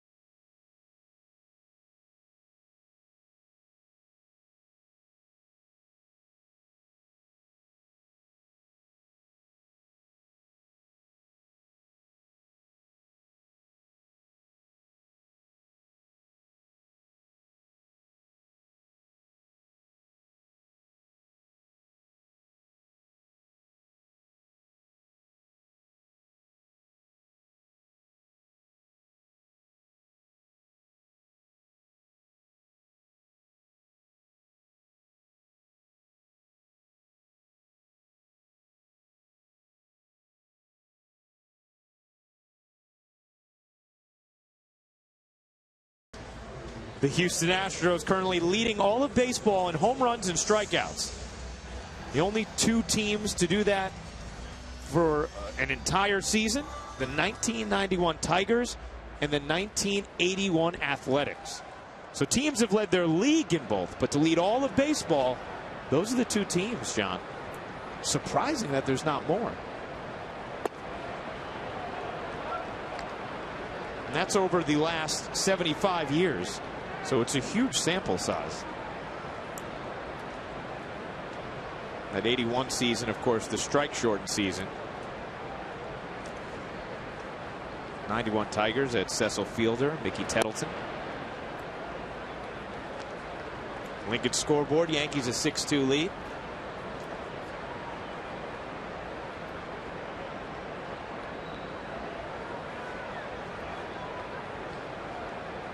John Singleton popped out to first in his first at bat. He is back up with the big club for the first time in 2015. One of the big prospects of the organization, who has seen his stock drop a little bit over the last couple of years, but he was acquired in the Hunter Pence deal.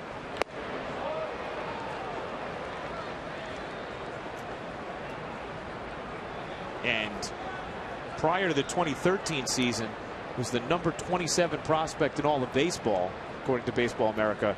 At the start of 2014, it dropped to number 82. Still nothing to sneeze at, obviously, but trying to find his way, now getting the call back up here for the first time in 2015. Yeah, did not have a great spring, and, you know, Gaddis coming over here really probably affected him and the chance to get some at-bats. Went down to AAA, put up some big numbers, and now getting another shot. Led the Pacific Coast League in homers, RBIs, and walks before getting called up a couple days ago. And he fans here as Tanaka has now retired 5 in a row. Maybe he's starting to find that rhythm Tanaka is that we were talking about last inning. Another split finger and another good pitch darting down and away. You mentioned it before, John. No question about the stuff today when it comes to Tanaka. That splitter has been on. And in the third, Tanaka threw the only 1-2-3 inning that any pitcher has yet in this game. Trying to build on that. You know, I'm going to get back to what we talked about early on, though. When you watch him finish his pitches, a lot more aggressive in this outing than he was his last time.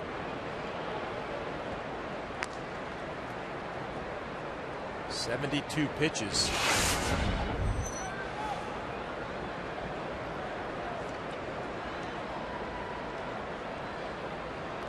He could use a couple quick innings.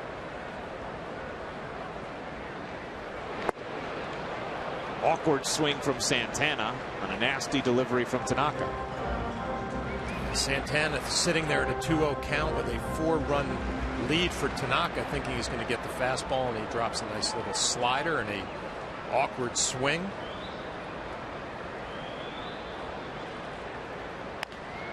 Off the end of the bat, Teixeira will race, touch, and get the out.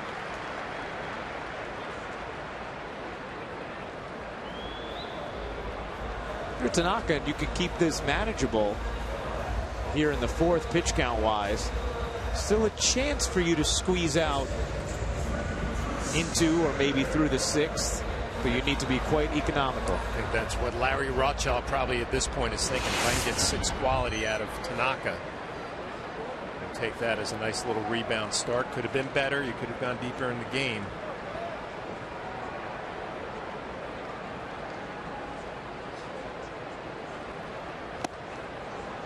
Big wave and a miss from Carter. Chris Carter doubled, drove in a run, scored his first at bat.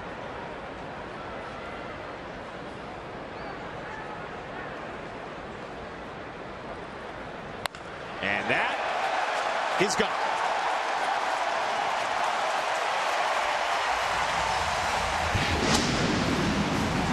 A bomb from Chris Carter, his 13th of the year, and it's now a 6-3 game.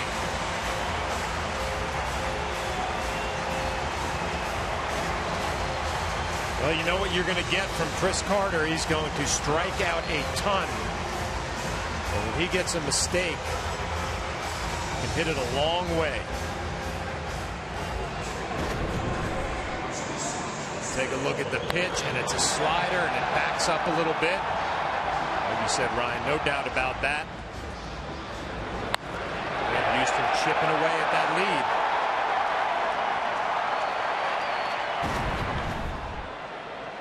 First Astros homer in 4 games. And what was a 6-0 Yankees lead is now 6-3.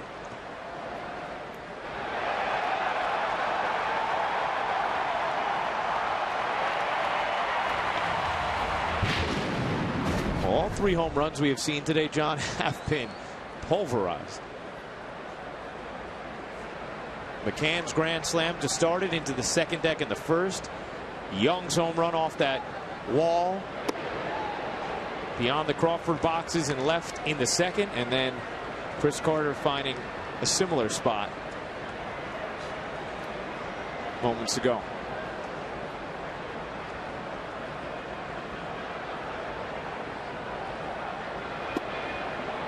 These games are all about momentum, and the Yankees jumping out early to a 6-0 lead.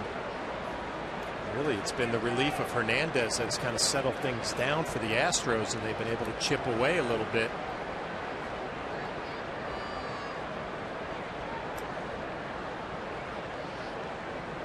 The 1-2 to Castro.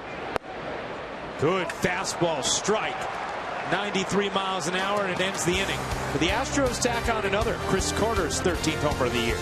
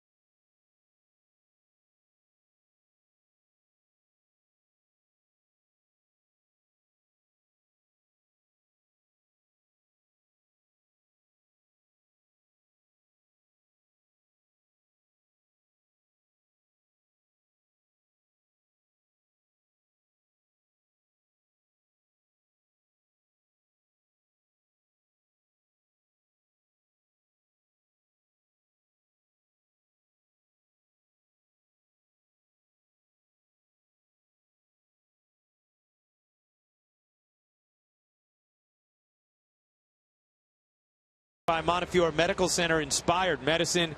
And you look at the numbers for Giancarlo Stanton. 27 homers, 67 ribbies. In OPS, that is an absolute monster number, over 950. If you're at 800, that's good. Over 900 is terrific.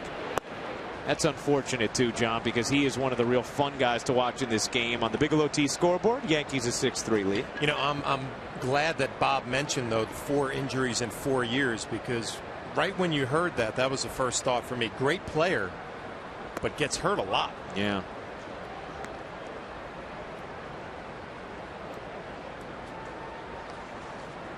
Getting hit in the face was a fluky thing. Yeah, that kind of wasn't his fault. Yeah, right. But at some point, when even if they're fluky incidents, when they add up, you start to wonder. Now we're going to need a new right fielder for our under 25 team to put together. You're going to get back into that again. You got angry with me last night about that. We continued that discussion after the game. Post game. That's right. Headley fights that one off. Correa. Oh, what grounds he covered. And a little prance to finish it.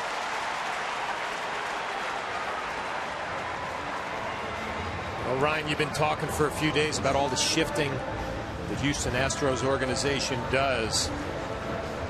Correa covering a lot of ground to make that play. Playing on that side of second base makes it look easy.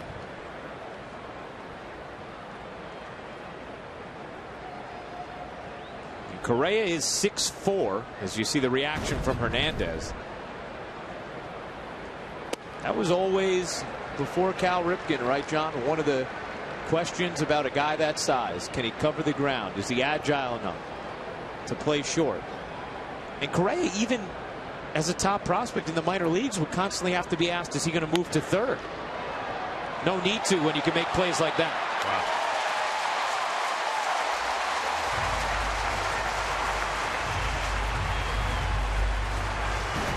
Big man playing shortstop. Doesn't really show a whole lot of range right here. A couple steps to his left, the ball hit hard. We see Gregorius throw every day and has a strong throwing arm. It's not too shabby right there. Hernandez needs a little credit here. He's come in out of the bullpen for Houston and stabilized this game.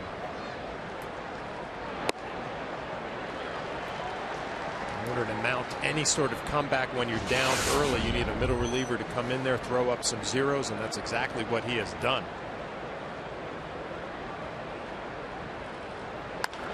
Correa shows off the range again. What an inning for the shortstop. All 3 plays sparkling onto the bottom of the 5th.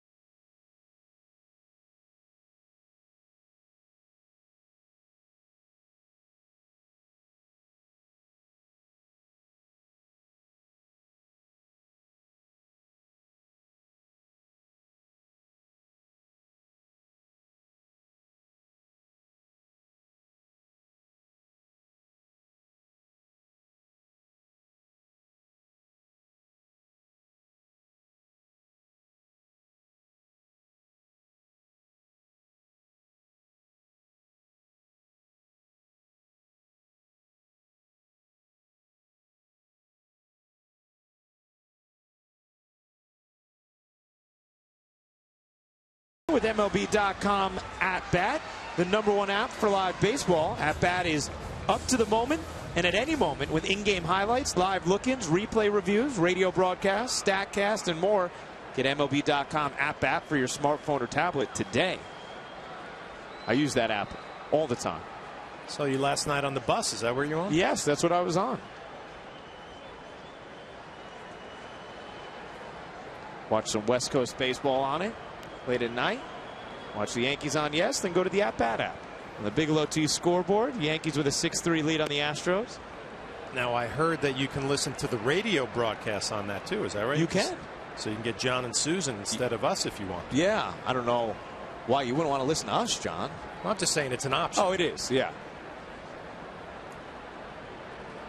But it is. It's great. You can, if you have the package to watch the games, you can watch them on the At Bat app. But if you don't, you can still listen with the app. So do you watch entire games or just at bats of some of your high school teammates? No, I like to watch Joe Panik's at bats, but I like to also use it in advance of series where the Yankees are going to play a certain team. It's great for that. Watching the Astros last week. And watch some San Francisco Giants tonight. Time of the Angels playing today. I might have to get on that app and watch them get ready. Yeah, night game against Seattle. It's popped up back this way. You got it, John? Not going to reach. You know, I'll tell you, the best thing about that app, they do such extensive little highlight videos. Like, they don't just give you the big 3-run homer. You get about 20 to 25 little cut highlight videos per game. So you just want to go through and watch some of that. You really can. See, once again, I learn something new every day at the ballpark. So I thank you, Ryan. That's what I'm here for, my friend. And it is full to George Springer. Springer broke that little hitless streak. Now having a good at bat, back to a full count here. That is just up. And for the second time today, Springer has walked to lead off an inning.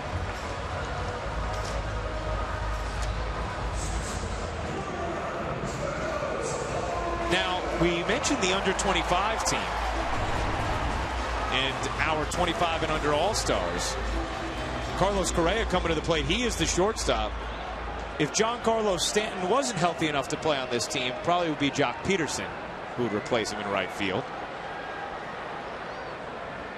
You were very upset about Chris Bryant not getting the start at third. Yeah, and then Arenado goes out there and hits what, 1 home run? 2. Against the Giants last night. Arenado's numbers, they are pretty ridiculous. He can really field over there as well.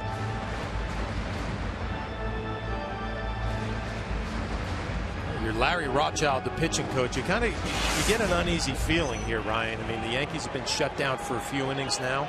3 scoreless by Hernandez, and Tanaka, although his stuff looks pretty good, he has to work hard here. Middle of the lineup, 87 pitches, 3-run lead. And behind Correa now 2-0. I mentioned the game of momentum, and it's clearly back on the Astros side.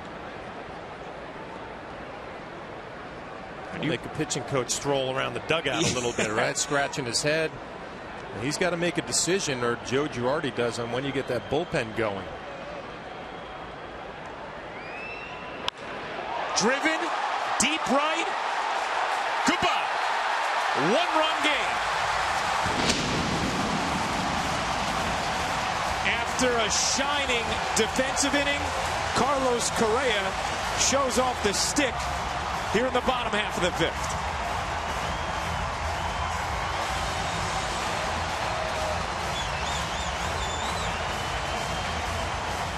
All right, I think we've seen enough of Correa to know that he will be the starting shortstop on that 25 and under team.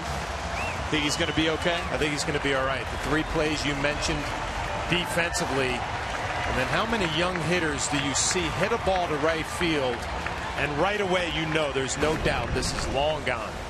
Watch the reaction. Out over the plate. Yep. Going to be able to admire that one as I'm trotting down the line.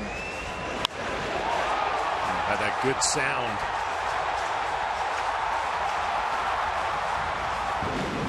Well, we talked earlier when the Astros were down 6-0 how they would react. I think their manager A.J. Hinch has to be pleased with the fight that this team is showing this afternoon. And meanwhile, Masahiro Tanaka, who was staked to a 6-0 lead for the second straight outing, struggling and giving up the long ball. That's hammered just foul. Now the Yankee bullpen will get going after the visit from Larry Rothschild. Look at Tanaka's pitch counts for the season as Brian Mitchell getting his gun hot. The high for the year is 97 pitches. So Tanaka at 90 with nobody out here in the fifth. And here's that fine line as a manager. Do you let your #1 guy go out there trying to be in line for a win? Altuve deep to left. There will be no win. It's 6-6.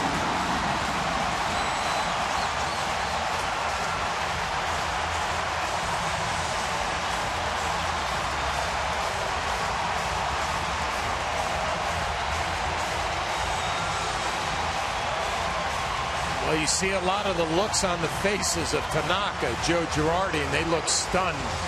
And you know what? I would compare this place to playing in Fenway Park. You can never have enough runs, because that did not look like a home run off the bat to me. It looked like he was way out in front, kind of flipped at it, and just kept carrying. We got a tie ball game. After 3 games without a homer, 3 home runs in 2 innings for Houston. When you watch the swing, he's way out in front. Tanaka thinks this is a routine fly ball. He can't believe it. He was totally and completely shocked. Here's Pirela.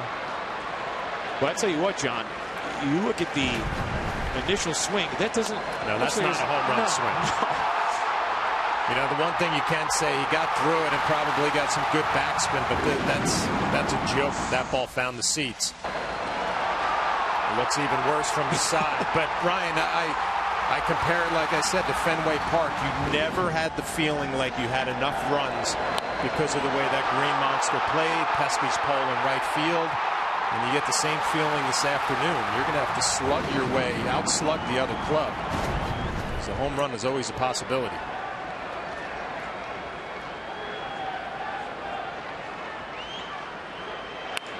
Gaddis into center. Gardner just recovers in time for the out amidst that sun-shade combination in center field. John, does Tanaka look right to you? His stuff looks good. I mean, he's worked underneath some sliders here in the last inning and a half. But I think more of the pace than anything else. Looks really deliberate today.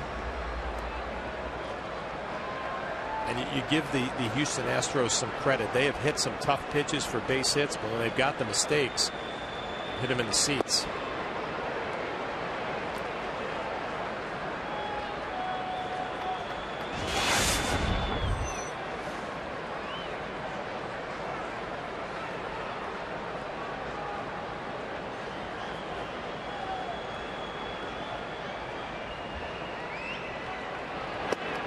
Big swing and a miss.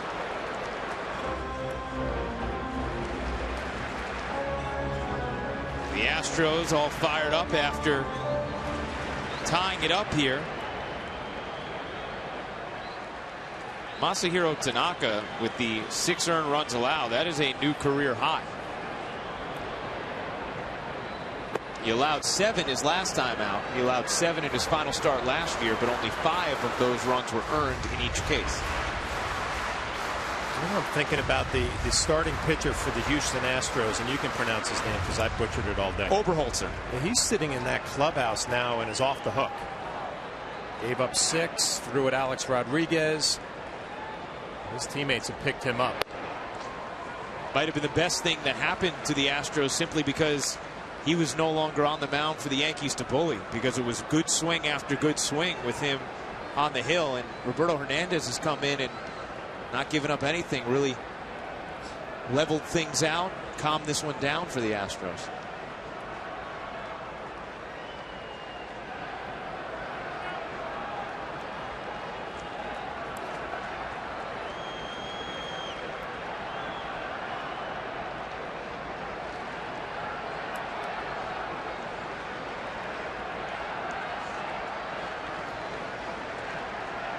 The 2-2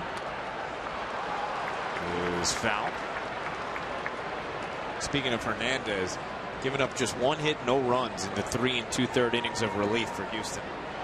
It's amazing what a middle reliever can do. And if you think about a middle reliever, right, he's probably your last guy in the bullpen, can give you multiple innings, almost an afterthought. Now, he's the difference in this ball game right now for the Houston Astros. Really settle things down, give his club an opportunity offensively to get back in it.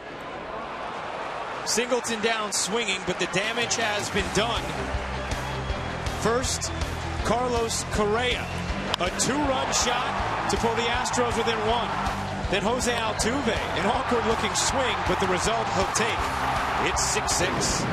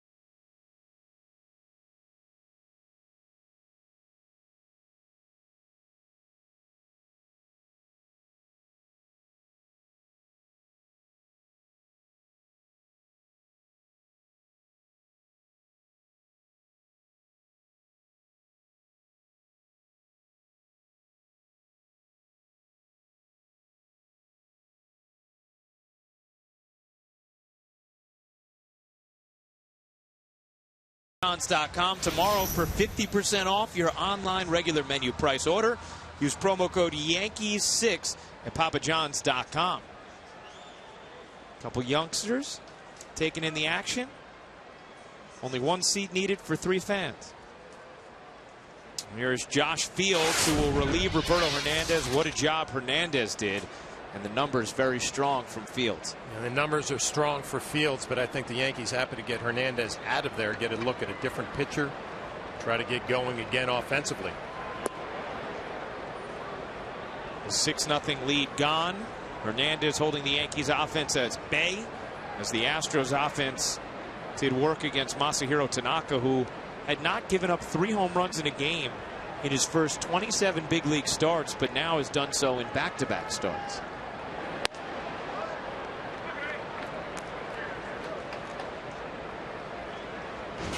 He looks so sharp those first 3 starts coming off the DL as well. You know, you think back to today, though, and whenever he struggles like he has his last 2 outings, right away you're going to think elbow, you know, the issues with the forearm and the wrist coming off the disabled list. But I didn't see a pitcher today who looked like his stuff wasn't good, or maybe there was something bothering him. It looked like he never got going in that good rhythm. They fouled off some tough pitches. But I think stuff-wise, we saw 93 with the fastball. Yep. It's good for him. Good split fingers. And probably the slider is the one pitch that he struggled a little bit today, working underneath it a few times.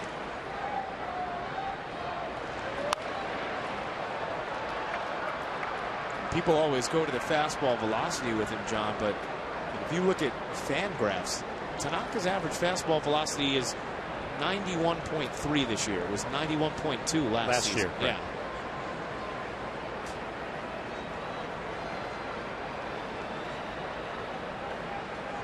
That's the difficult thing, though. With him, it's always, well, is it just a bad start because they happen, or is there something actually wrong? Gardner jumps rope to get out of the way. Well, I just mentioned the Yankees have to get something going offensively again. Nobody better to start it than Brett Gardner leading off here in the 6th. Already having a good afternoon. Couple of doubles. Struck out his last time. Couple of runs scored. That man has been dangerous as well. Chris Young with a 2-run homer today after a 3-run homer last night. Here's the payoff to Gardner. Stays alive. Nothing tricky about Fields. He just leans back and lets it fly. Good fastballs attacking Brett Gardner. Fields going through a good stretch lately. 18 of his last 21 appearances have been scoreless, posting a 1.71 ERA through that stretch. The Astros feel good about their bullpen. They had one of the best in the league. Second in ERA in the majors, although last night the Yankees did get to Will Harris. Gardner gets to Fields.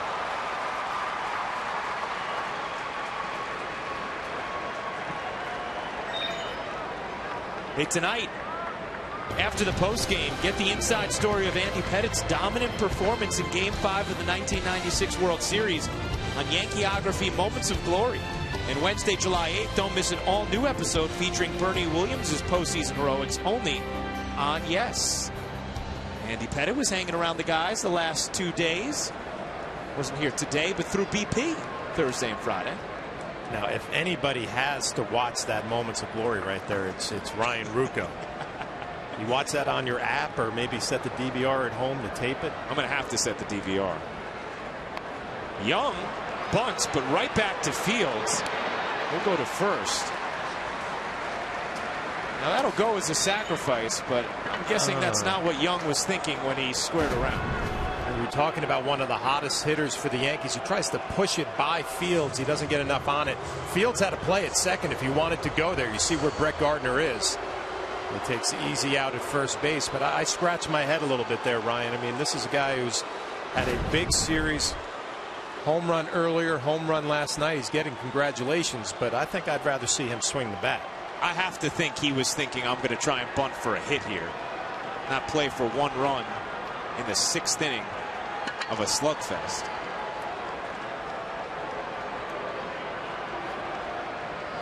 Here's A-Rod.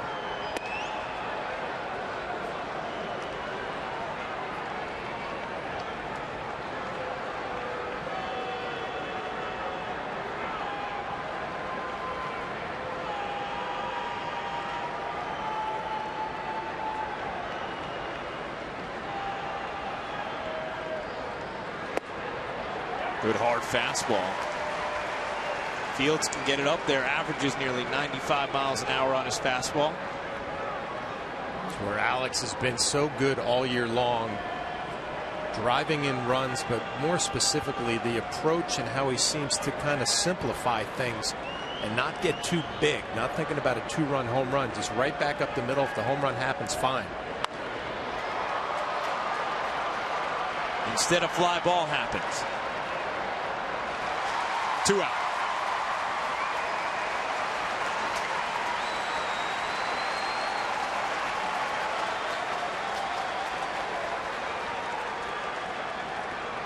Crowd's back in it here in Houston. They are. And it is a jam-packed crowd. Mark Teixeira, 0 for 3. A pop out, a fly out, a ground out. As you see all the patrons taking in the action in what has become a very interesting game. Been an interesting series thus far. Teixeira slaps that into center. Coming on is Springer. He dives and makes the play. What a catch to save a run from George Springer and rob Mark Teixeira of a go-ahead single. The athletes are aplenty for Houston, and one just robbed Tex.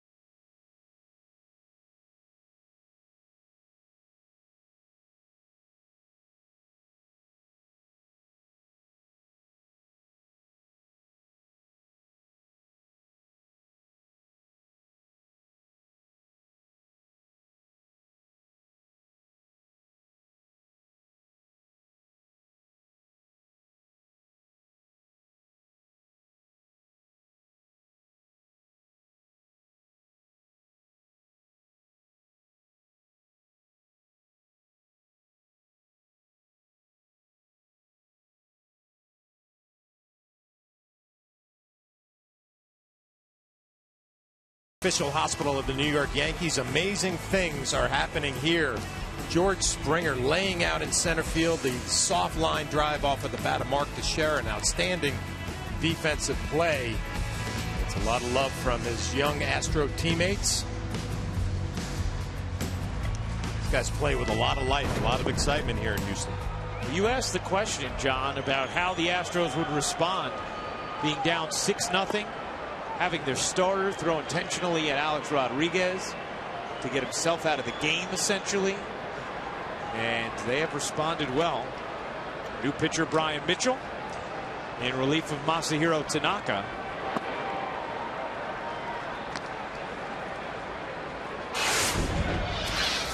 Joe Girardi liked what he saw from Mitchell his last time out. In relief in the final game of the Yankees homestand.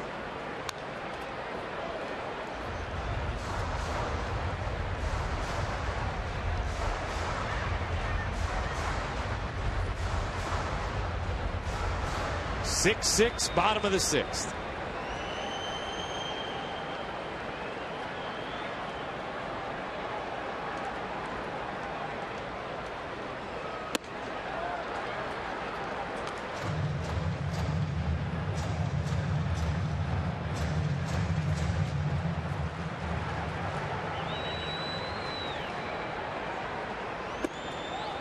The hook hangs high, and it's now full on Domingo Santana. Yeah, another one of these young guys coming out of the bullpen for the New York Yankees. Swing and a miss, 96 miles an hour upstairs. You see why the Yankees like his stuff. 96, 97. He can elevate it. Good numbers at AAA with a 2.79 ERA. Get opportunities in the middle of ball games when you're a young reliever, and then all of a sudden when your manager and your pitching coach like what they see, your opportunities come a little bit later in ball games, some higher leverage situations.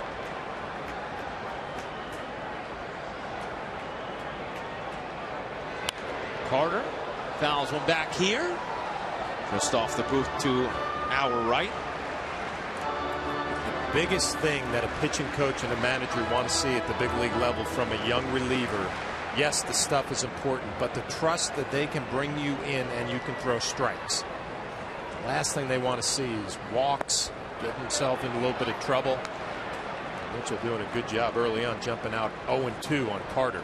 And Carter has been a menace today. 2 for 2, a double, a homer, 2 ribbies, 2 runs scored.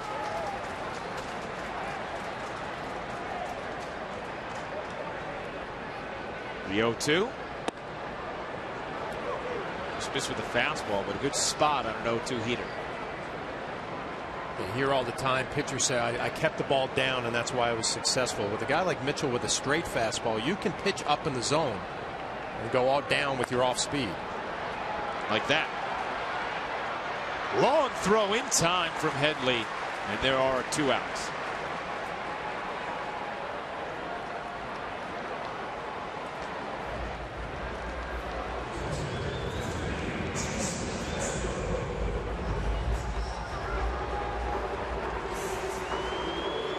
Here's Jason Castro.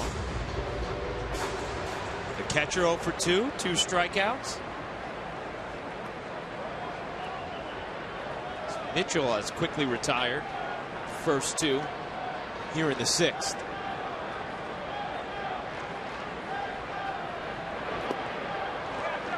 A wave and a miss.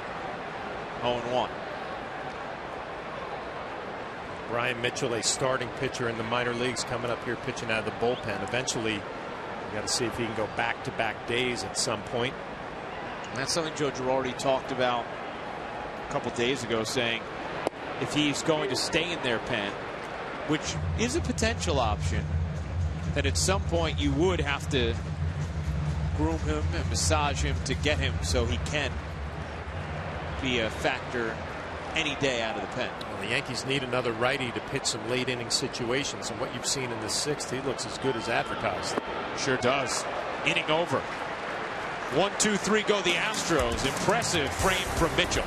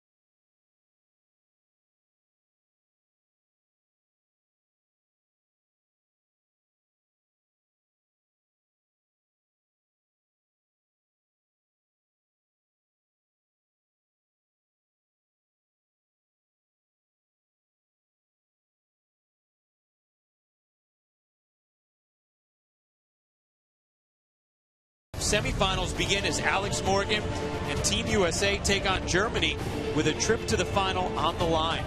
Coverage begins Tuesday at 6 p.m. only on your local Fox station and streaming live on Fox Sports Go. That game will be played in Montreal. How about the USA defense and goalie Hope Solo?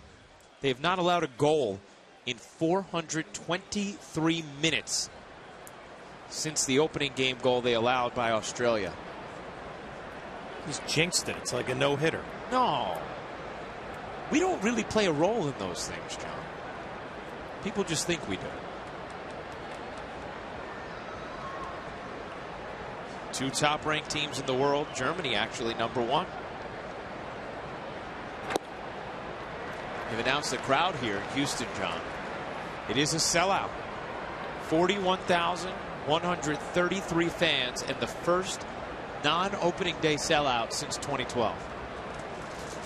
Well, you wonder if those good crowds are going to continue with this young team playing good baseball.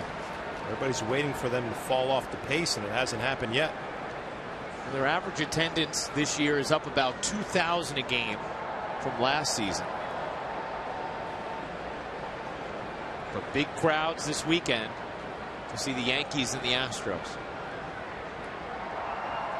The 0-2. Swing and a miss. McCann retired on 3 pitches.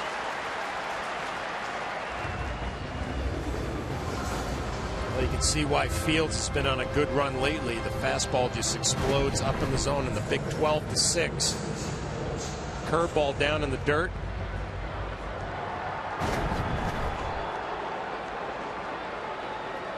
The Yankees have not scored since the 2nd inning. And all of their runs in this series have come via the homer.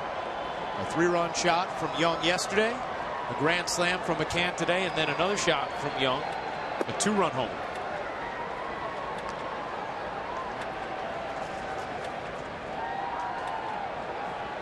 Carlos Beltran has walked twice and grounded out to Correa on the second base side of the bag, and right here he gets clipped.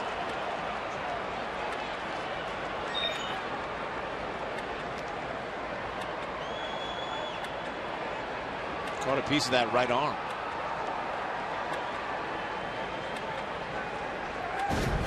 Obviously nothing intentional about this when you think back to early in the game.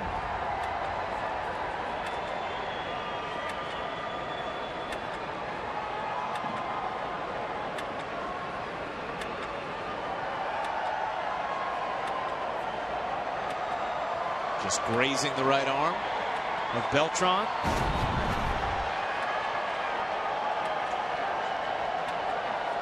And here's Chase Headley. Headley 0 for 3. Struck out looking in the first, lined out hard to right in the third, and then popped out to Correa, who made a spectacular catch covering a lot of ground. Good hard fastball from Fields. Just looking behind home plate, Nolan Ryan here again this afternoon. He probably appreciates that good hard fastball. He's still not participating in the wave, though. See? Oh, there it goes. Well, you and I had a chance to walk past him as we came up to the booth, and I'll admit it, I was in awe a little bit. Yeah. We both kind of just looked at each other and said, there's the man. There he is. Rolled slowly. This will be tough to get to. Altuve will get the force just ahead of the slide of Beltran. Is it bad when I think of Nolan Ryan? I think of our good friend Robin Ventura taking a beating out on the mound. The headlock. Yes. I was a little young man. I'm going to teach you a little lesson how we do things here at the big league level.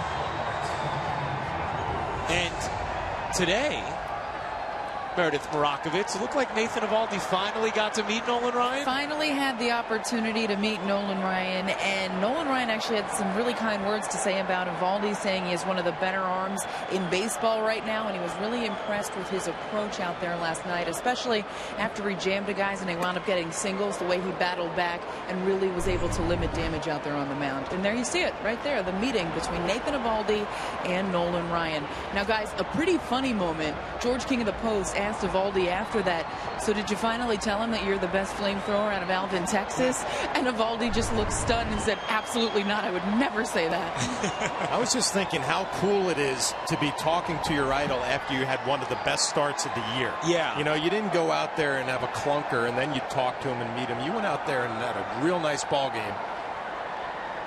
Nolan Ryan was impressed. Feel like you can stand now with your chest puffed out a little bit as you're talking to Nolan Ryan?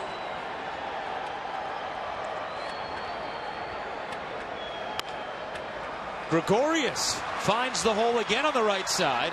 Henley will put on the brakes at second, but Didi Gregorius with 2 hits now today. He's kind of chipping away. That batting average starting to increase. Extends the inning right here. We'll have a pinch hitter. Joe Girardi's going to take a shot right here with 2 outs. The right-hander fields out on the mound, and Garrett Jones gets an at-bat. An RBI opportunity for Garrett Jones, who will pinch hit for Jose Pirela. Pirela is 0 for 3.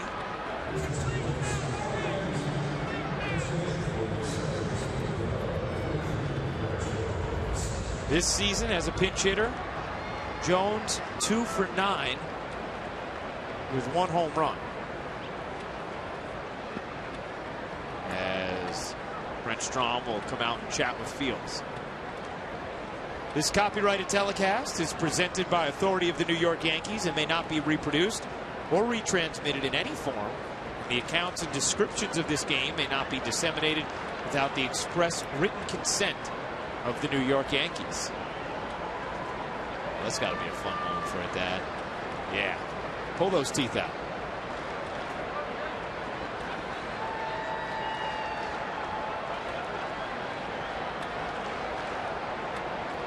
Fields has a good fastball. I'm wondering if that conversation was, you know what, let's go off speed for the pinch hitter coming off the bench. And there are a couple of different schools of thought. A lot of pinch hitters will tell you they look for the first fastball they see and they let it fly. Other people who think that a pinch hitter can't handle a fastball because they haven't really gotten loose. Came right at him. Ball 1.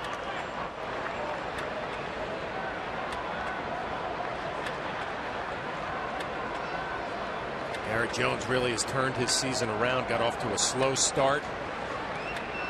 All of a sudden starting to show a little bit of power. The batting average just under 250. 1-0.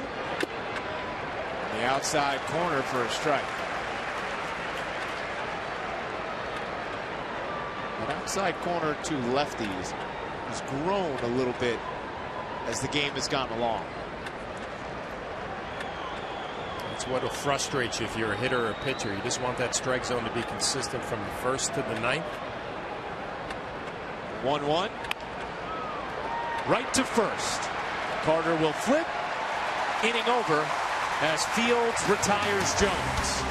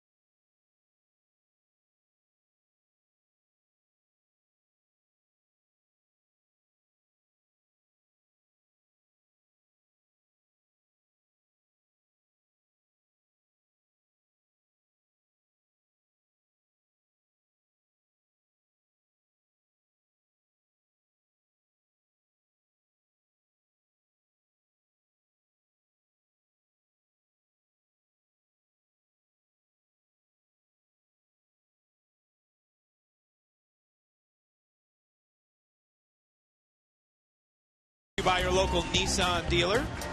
The Yankees started this one in style, up 6-0 after the top of the second inning thanks to a Brian McCann grand slam, a 2-run homer from Chris Young, but 3 home runs off Masahiro Tanaka And the Astros have climbed back to tie this game at 6. Stephen Drew comes in to play second base after Garrett Jones pinch hit. Brian Mitchell out for his second inning of work. Looks very impressive in the 6th. Retired the bottom half of the Astros order, bottom third. 1, 2, 3 with a couple of strikeouts.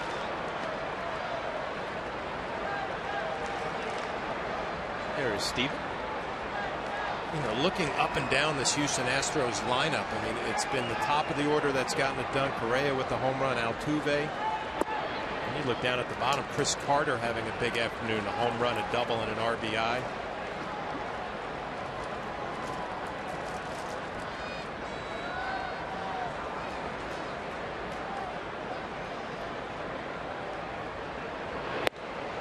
What a hack. He's back, Mr. Springer. That's what we've seen from him. Not afraid to turn it loose. Jason Shreve getting loose. Shreve struck out the side in the 7th last night. Pat Neshek.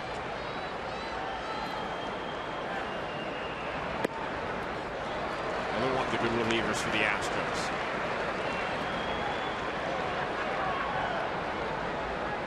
Springer and another full count.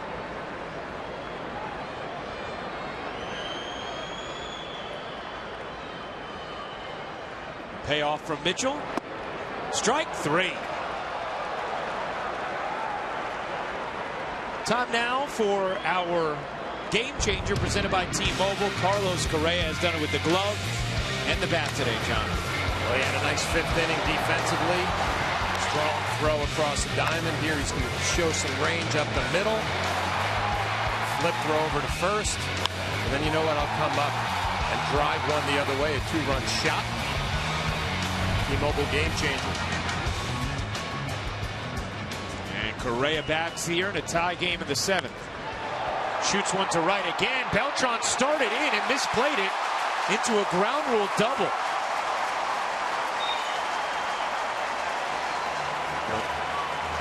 Let's check in with Bob Lorenz back in the Yes Studios.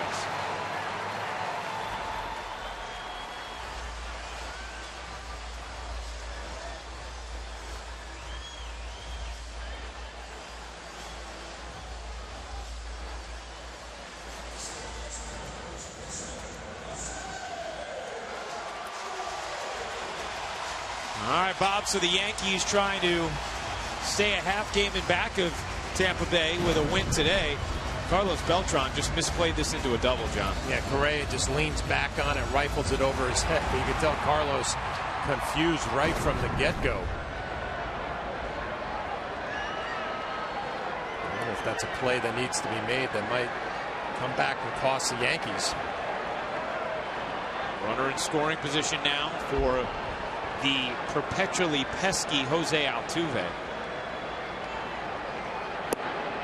Altuve tied this game with a homer in the 5th.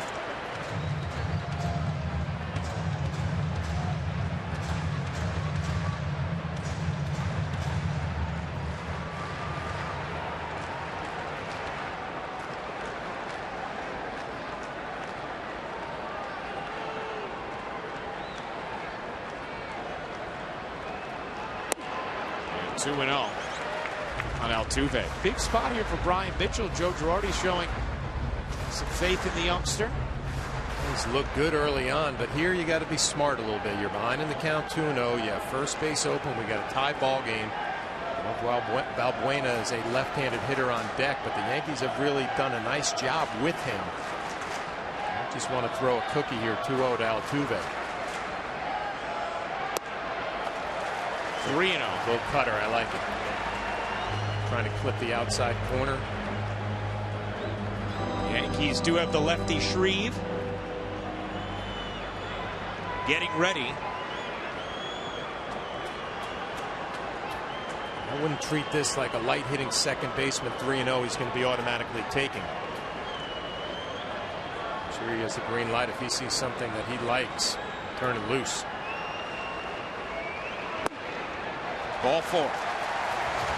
Mitchell remained careful. He walks Altuve, and that'll do it for Brian Mitchell.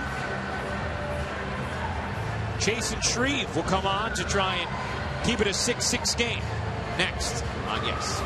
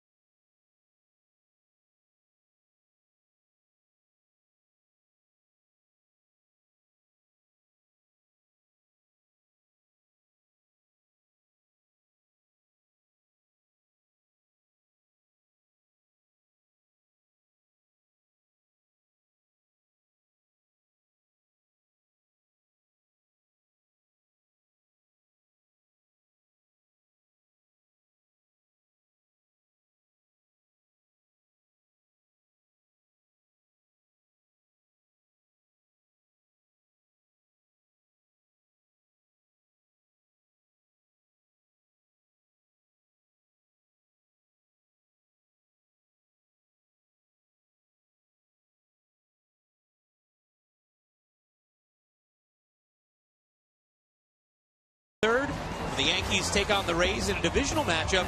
It's cap night.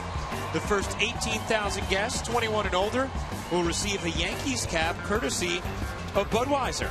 For tickets, log on to Yankees.com, visit the Yankee Stadium ticket window, Yankees Clubhouse shops, or call Ticketmaster at 877-469-9849. 6-6 game, bottom of the seventh. Brian Mitchell will take a seat or just hang out there. Chasen Shreve into the game. He's been outstanding and was very sharp last night, striking out the side in the seventh. The numbers speak for themselves. 1.76, only 9 walks in over 30 innings. And this was Chasen Shreve last night. As Ryan said, striking out all 3 of the batters that he faced. Fastball. Throw a nice little changeup to finish it off. Shreve has stranded 13 of the 15 runners he's inherited this season.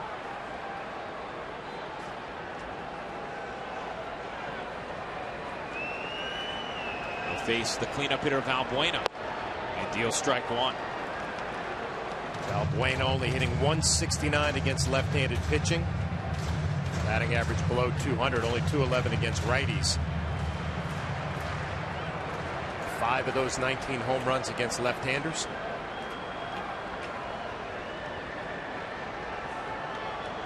We talked about it last night. Shreve's numbers actually better against righties, but good against both.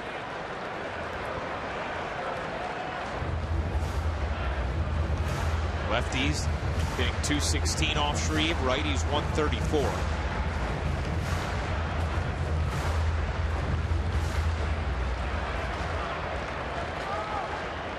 A big spot here in a tie game, 7th inning, 3rd game of this 4-game series.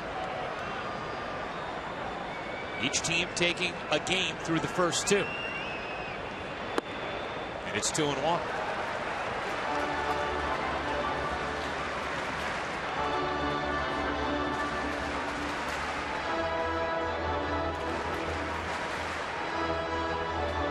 A lot of speed on the bases. Correa at second, Altuve at first.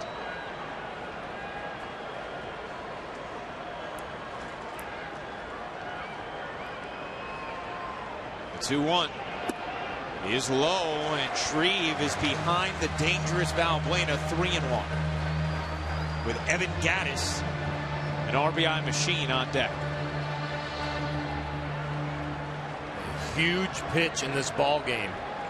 The Houston Astros have fought all the way back to tie it up. Valbuena in the driver's seat, 3-1, first and second, only one out.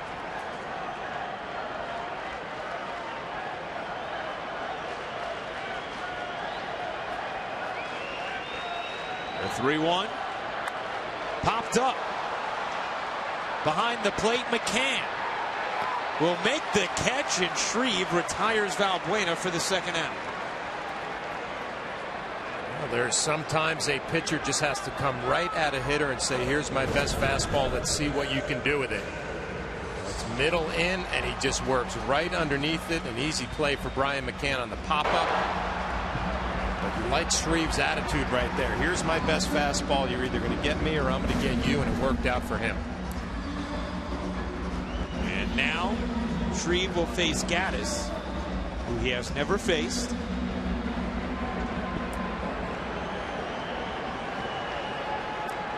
Mentioned in that Jeep hitter scattering report, when Evan Gaddis drives in a run, the Houston Astros win.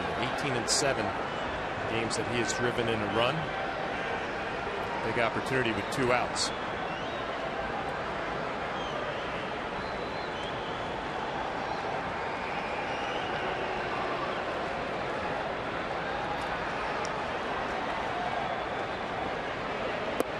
Ball 1.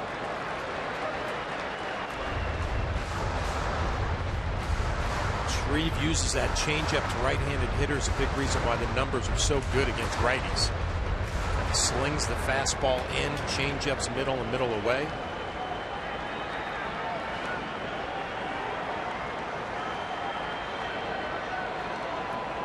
Gaddis with quite the stare. And it's 2-0. David Cohn sitting back in our studios, I'm sure, is thinking the same thing. You have third base open. You have a base open. You don't have to give in to Gaddis. I think that's going to be the conversation Brian McCann is going to have. You have a lefty Singleton on deck. Singleton, playing his first game of 2015 in the bigs, is dangerous, but 0 for 3 with 2 strikeouts. Gaddis just standing in the batter's box, not flinching, just, you know what, I'll wait for you guys. And then he tells Brian McCann, what'd you tell him? Yeah. They're former teammates in Atlanta.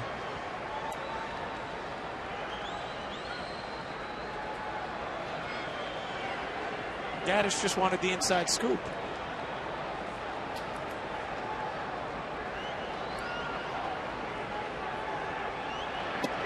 It's 3-0.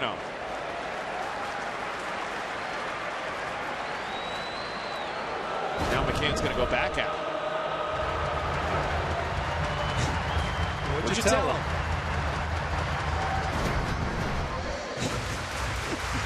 That's great.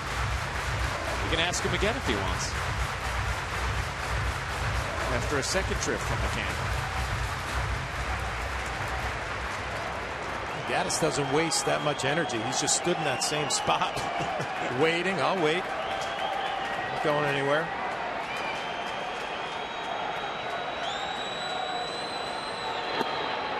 And Gaddis walks.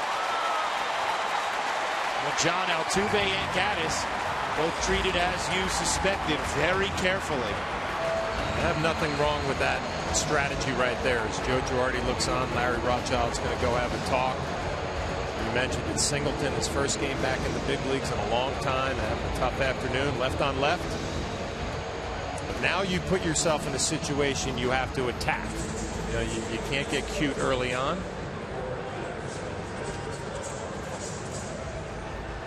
Evan Gaddis will be pitch run for him.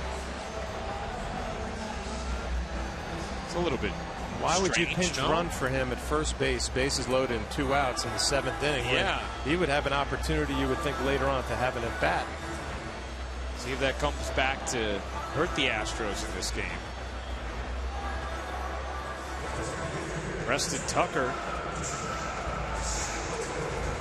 doing the pinch running, unless, you know, Gaddis isn't the DH today. Does he want Tucker in the outfield Defense. anyway? Might as well put him in now. Tucker didn't look like a Gold Glove outfielder last night's game. No. Colby Rasmus was scratched from the lineup today. Conger a catcher. Marwin Gonzalez can play all over. Shreve delivers. Strike one. Jumping ahead early, like I said, you have to be aggressive now. You put yourself in a situation with the bases loaded. Gets ahead with a little bit of a slider. Singleton, 17 homers, 66 ribbies, a whopping 940 OPS at AAA this season. 1-1.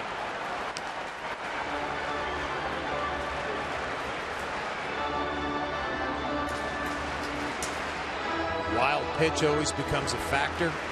There are the numbers Ryan was talking about at AAA: 17, 66, 387 on base.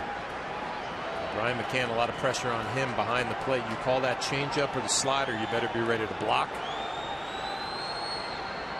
The 1-1. Popped up behind the plate, foul and out of play. It's 1-2.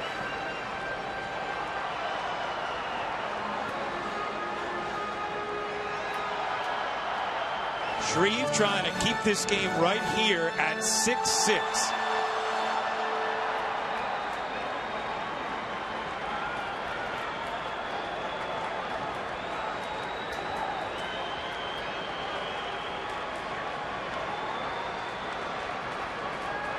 The 1-2 from Shreve. Fouled. We'll stay right here. Watch Singleton hit, and he looks like that classic lefty that lights the ball down in the zone, down and in. Shreve has a couple of options right here. He can elevate that fastball and try to see if he might want to expand out of the strike zone. If you're going to go anything down, out over here somewhere and see if Brian McCann might be able to block one for you. 1-2, swing and a miss. He got it. Shreve strikes out Singleton and keeps it a tie game as we head to the 8th.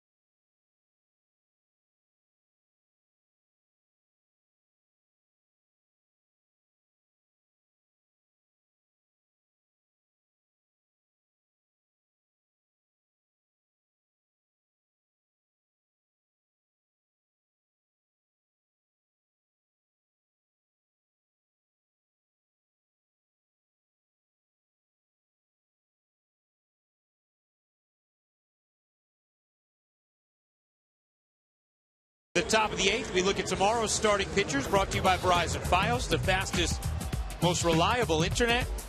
Michael Pineda looking to bounce back from a shaky start against the Phillies. And Colin McHugh, 8-3, but a fairly high ERA. Coverage beginning at 1 o'clock here on Yes. Here is Pat Neshek, one of the big free agent signings in the offseason by Houston. And he deals outside ball 1 to Brett Gardner.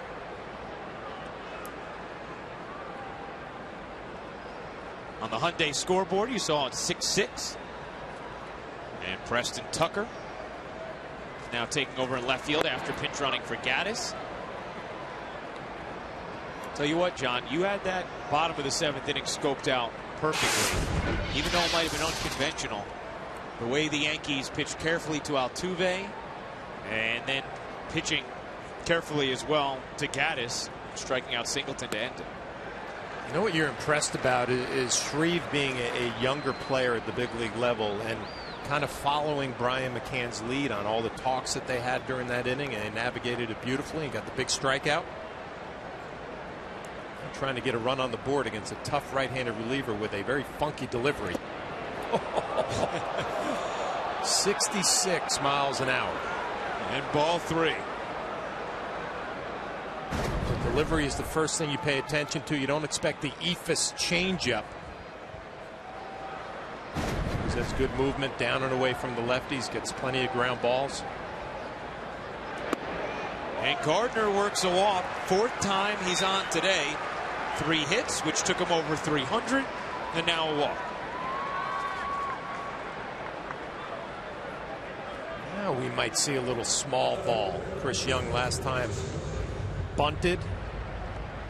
I would expect it a little more this at bat than I did the last time. We'll see. It came in the 6th inning last time.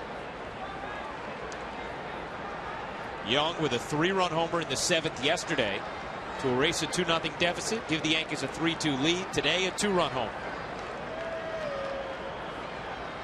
Young shows no sign of a bunt and looks at ball 1. That was just the 4th walk of the year by Neshek. As Justin Wilson gets ready for the 8th inning for the Yanks. Well, everybody looking at third base coach Joe Espada for the sign. Brett Gardner, obviously, with his 15 stolen bases, a threat to run. Could hit and run if he wanted to. Chopped to third. The short way just in time. But off the bag was Altuve, and Gardner is safe as he lost the throw. Wasn't sure if it was on the exchange, but Gardner is safe. So is Young, and the Yankees have 1st and 2nd and nobody out. Joe West telling A.J. Hinch right away. The manager's going to retreat back to the dugout, but the throw from Valbuena offline a little bit. Gardner going in hard with the slide. Get another look at it. Throw up the line a little bit. Was it on the exchange? Joe West didn't think so. Said he was off the bag. Off the bag. Great look at where the throw was. Wasn't that bad. I'll tell you what. It looked like he touched second base, didn't it? It looked like he scraped the bag with his right foot. Can't necessarily tell from that angle. That's a tough slide, but watch this. The right foot bang. Yeah, clips the back of the bag. Good call, Ryan. Good aggressive slide by Brett Gardner. Obviously nothing dirty about that play at all. But what a huge call this becomes. 1st and 2nd, nobody out. Just the runner at 1st with 1 down. Now, for whatever reason, at this point, the official score has ruled it an E4. I don't know how exactly that would be an error on Altuve. I originally thought the throw was further up the line. The replays show it was not. It wasn't a bad throw at all. But it looks pretty clear it's on the exchange. Yeah. The question just would be whether or not he made contact with the bag while he had control before that exchange. And it looks like he did with the right foot. Isn't it amazing, though, when you see it, you say, okay, he touched the bag. But we've seen calls and not enough evidence. Yep. You always are guarded up here on which way they're going to go. The Astros won a challenge earlier today. It's a right foot. Looks like he clips the back of the bag. Yeah.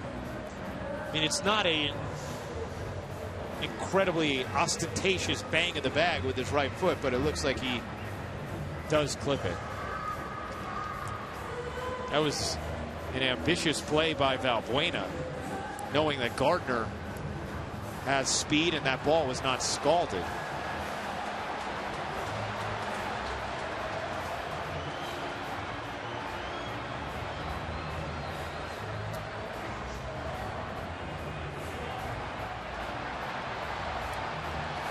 Brett Gardner watching it on the scoreboard here at Minute Maid as Joe West waits for word. Taking a lot longer than I thought it would have. Yeah. It's not a huge kick of the bag. I mean, it looks like it barely taps it. So I wonder if they feel it is conclusive that the right foot made contact with second base.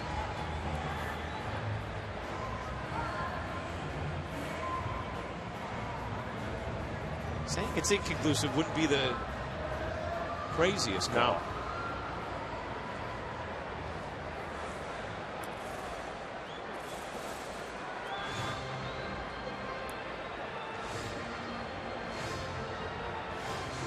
Everybody on the phone. Want to get yours out, John?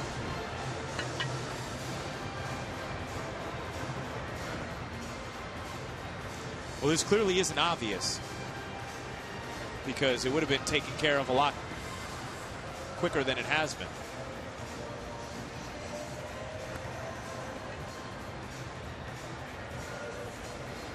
Taking a long time. It makes you think that Joe Girardi might be the beneficiary of the way this call is going to go. Absolutely. The longer it goes, the better you feel if you are the Yankees.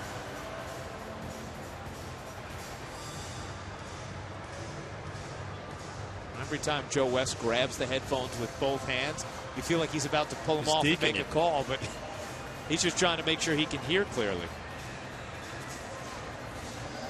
So the Yankees will either have first and second, no outs, or runner on first, 1 out. Dramatic difference in a tie game in the 8th inning. Now doing it to you again. Yeah, he's deking me again. Are you going to take him off this time, Joe? I think he is, John. There they go. Let's see the call. He's safe. You know, A.J. Hinch clearly frustrated.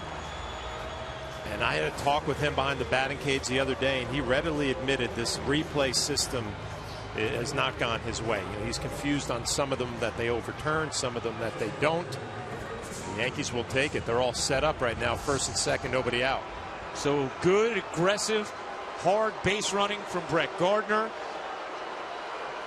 Valbuena, rather than taking the easy out at first, tried to go the short way.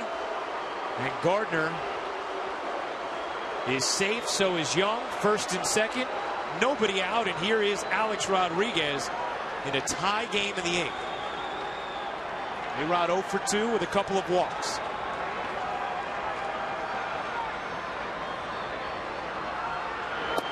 Take strike 1.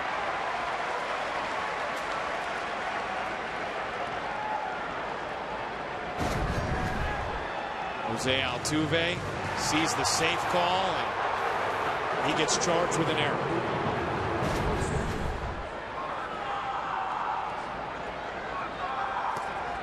One to one. Rodriguez has faced Neshek once, and he homered off him.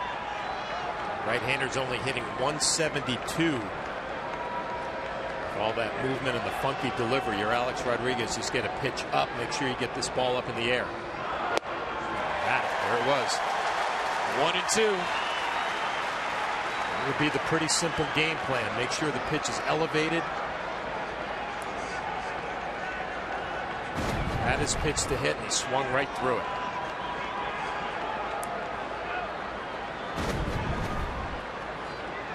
One and 2 on Rodriguez. 2 on, none out. Inside. Crowd with a little bit of a reaction. Rodriguez was thrown out in the 2nd inning by Brett Oberholzer, who was ejected. Who came the first pitch after he gave up his 2nd home run. The 2-2. Driven in the air to right, but shallow, and too shallow for Gardner to tag.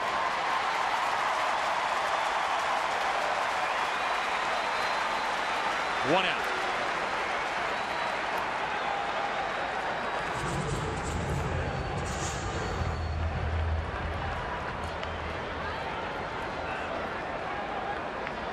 Now a chance for Teixeira, who is 0 for 4, and an RBI single plucked out of the air on a diving catch by George Springer in center field back in the 6th. Teixeira 0 for 3 in his career against Neshek.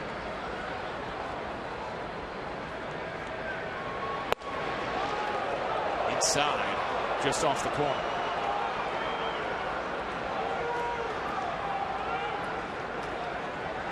Neshek has been getting it done for a long time. Came up with the Minnesota Twins. Some time in San Diego, Oakland, St. Louis. Now having a good year here in Houston. A 1-0. Strike. So, John, the official ruling was from the replay official after reviewing all the angles, could not completely confirm that the right foot of Altuve did touch second base. And with all the time that it took, he must have looked at every angle numerous times. The 1-1 is outside. Well, it's a break for the Yankees, and they have to take advantage. You're waiting for that one swing. Numbers with runners in scoring position. Yankees 2 for 10. One swing at the bat where you can relax a little bit. Thought it was going to be a laugher, up 6-0. And we're all tied at 6.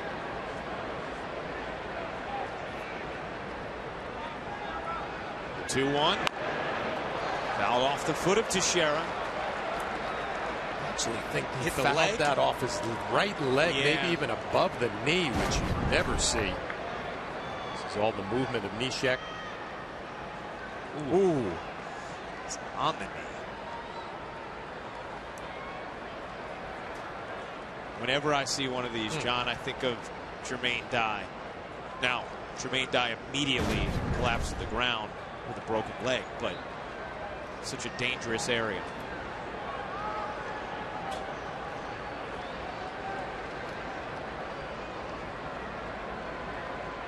The 2-2.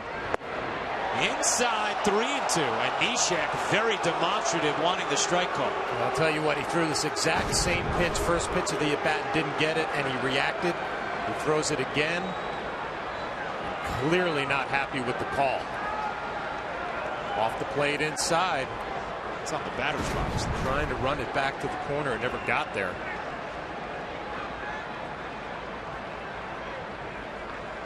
The payoff to Teixeira. Driven in the air to left and deep.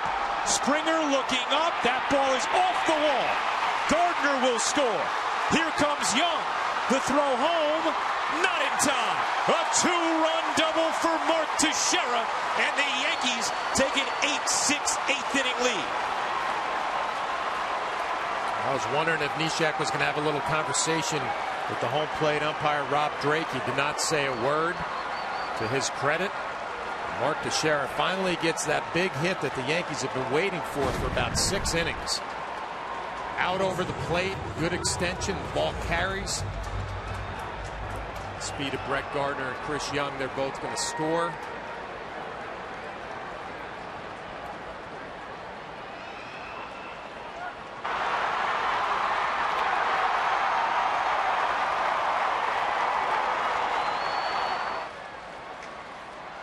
Thought he might make a comment right here, Ryan, and he didn't, to his credit. Just took the baseball and get back out on the mound. And for the second straight game, the Yankees have taken a lead against this impressive Houston bullpen and the real quality arms in it. Last night, Will Harris, and today, Pat Neshek.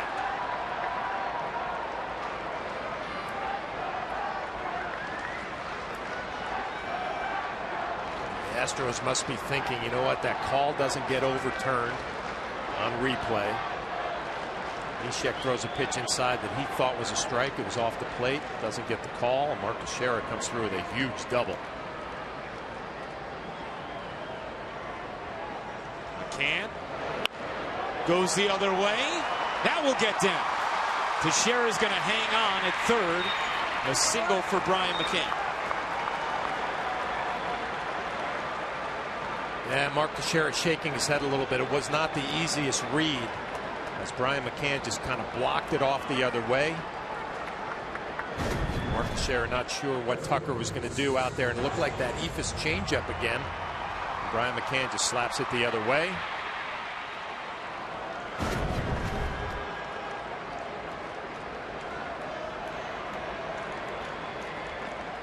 May have also not been that easy to see looking in that direction with the way the sun is peeking through.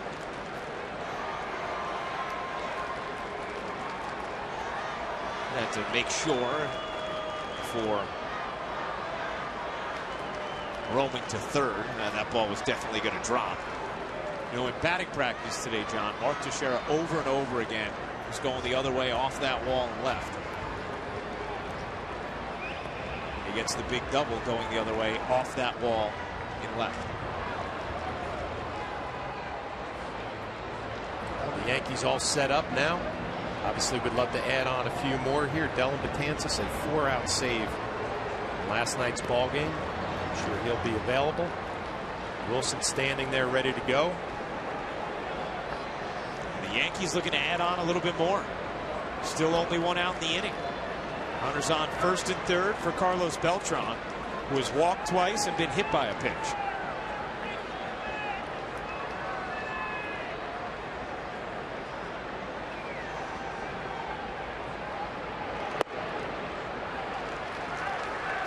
Tony Sipp, the lefty, getting ready in the Astros pen.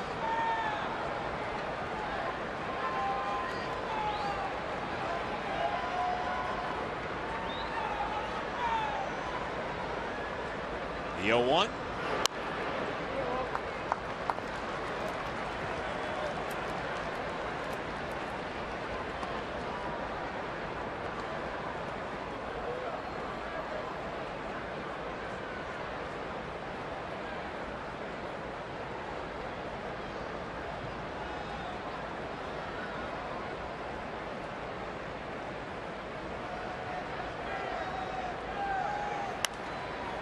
Beltran stays alive.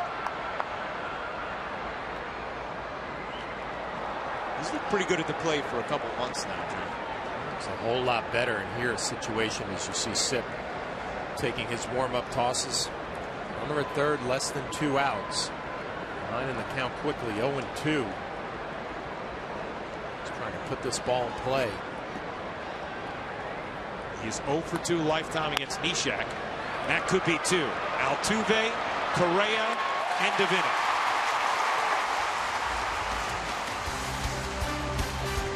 But the Yankees get fortuitous first.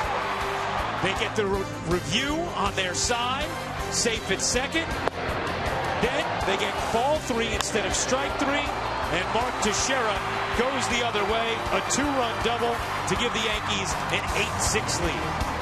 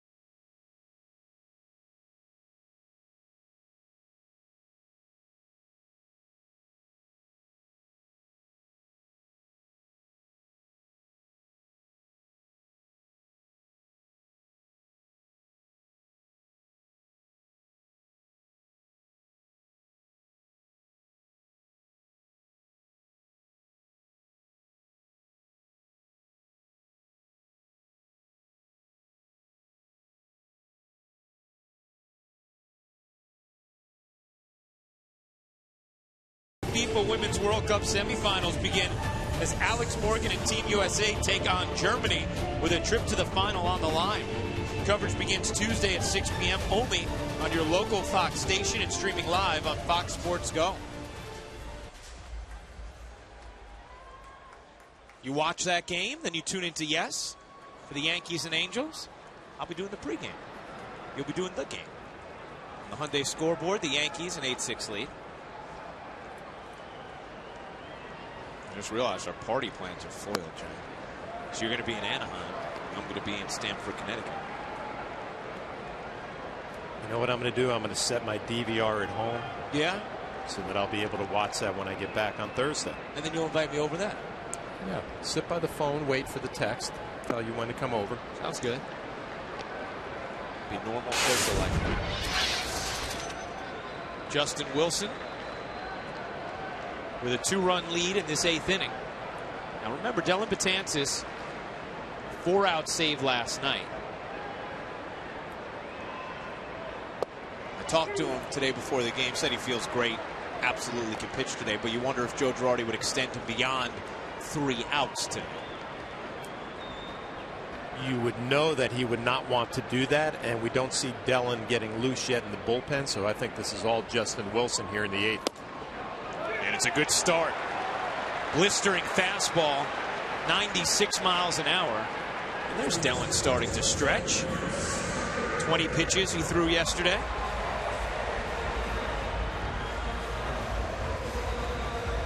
That 2-run lead is such a big difference when you see a man like Chris Carter come up to the plate. Nobody on, you get that first out. Now if you make a mistake, you know it's not going to be the difference in the game. Carter with a double, a homer, 2 ribbies, 2 runs scored. Drives this one into right, but Beltran is there. 2 down quickly for Wilson. Talked about it last night with Wilson kind of changing his game plan, a lot more aggressive with the fastball, coming right at hitters and attacking, and he just beat Chris Carter right there, jammed him, an easy play to right field. The same attitude here with the catcher for the Houston Astros, who's having a tough afternoon. 0 for 3, 3 strikeouts. 2 of them by Masahiro Tanaka. And the next one coming at the hands of Brian Mitchell.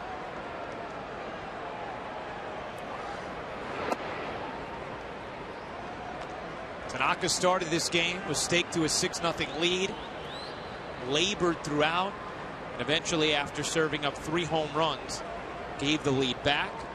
A 6-6 game until Mark Teixeira's 2-run double in the top of the 8th. 1-1. Chris Young was talking about the adrenaline in this series through the first 2 games, just how he likes the Astros, another hometown team, being good, being competitive, and how these games feel like big games, and they really have felt like big games, John. Yeah, and if you would have looked at these games early on in the schedule, you would say, Houston, have a couple of years away probably. Well, they've arrived. Now Betances is going to start throwing. Wilson a strike away from a clean 8th.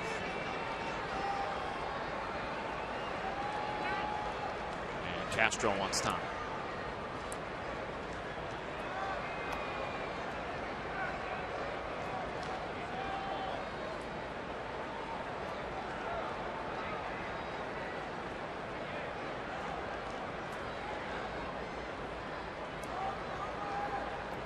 The 1-2. Outside with the off-speed delivery. 2-2.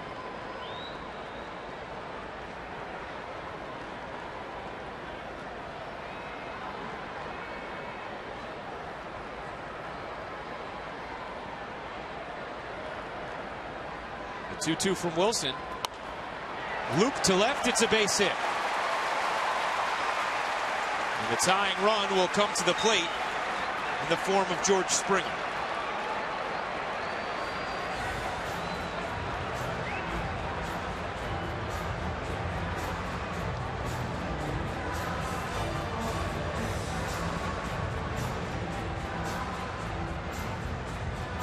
Larry Rothschild going to chat with Justin Wilson with Dylan Betances warming. Not an easy call for Joe Girardi. At some point, you got to let Justin Wilson finish these 8th innings, and you understand how tempting it is to go to Dylan Betances. Wilson will get this at bat, and then you wonder if Springer gets on base if we might see Dylan for Mr. Carrera on deck. Yeah. Springer has power, 12 home runs. He's walked twice today, singled, driven in a run, struck out back in the 7th. Big hack and a miss. You see the sunlight on Justin Wilson, and you wonder, inside of a dome, you would never think shadows might be an issue picking up the baseball. Threw that fastball right by him. Nice glow around Justin Wilson. And strike 2.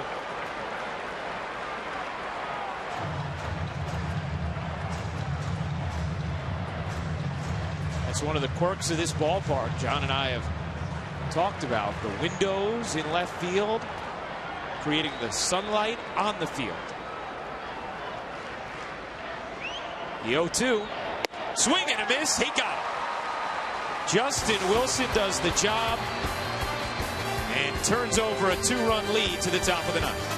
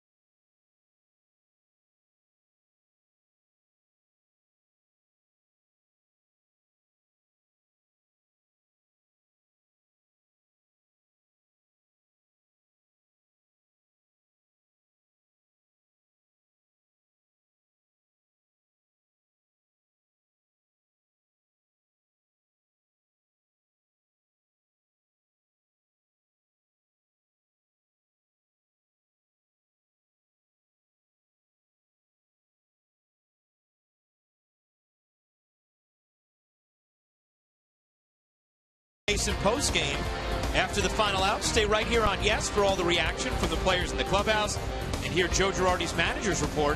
It's all coming up on the WB Mason Yankees post game only on Yes. That fan is walking away with some memorabilia courtesy of Mr. Nolan Ryan. He's got a nice intimidation to him, doesn't he? When he walked by us, yeah, you felt that presence about him, didn't you? I shivered. But seriously, you really did. Tony Sipp into the game for Houston. Nice job by Justin Wilson to get out of that 8th inning.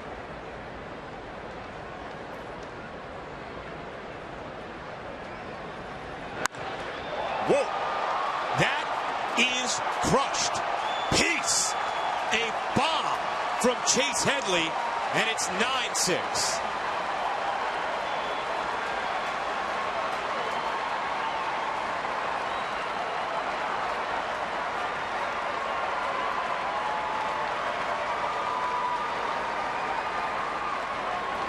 Where did that even land, John?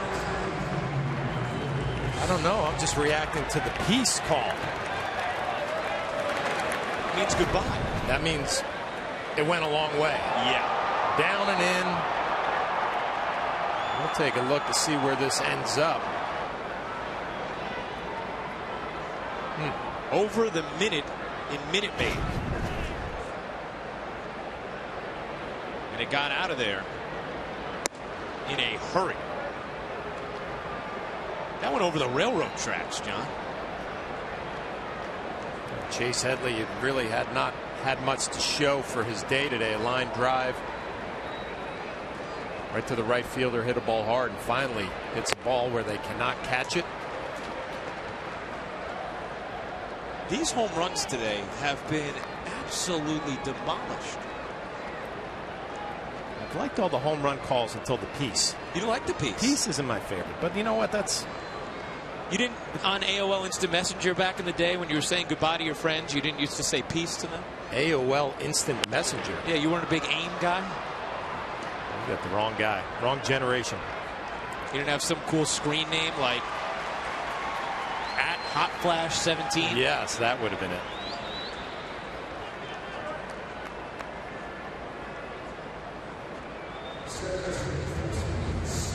You're speaking a language I can't even understand or comprehend here. I think there are a lot of people out there who want to remain loyal to him. What do we got, a 20-year difference? Not quite. I think a little bit less. 28, you are 47. 47, about. It's not like the difference when I work with Hubie Brown, John. How old is Hubie now? 81. Wow, good for him. He looks great. Best storyteller I've ever met. That's a mile high behind the plate. And caught by Castro.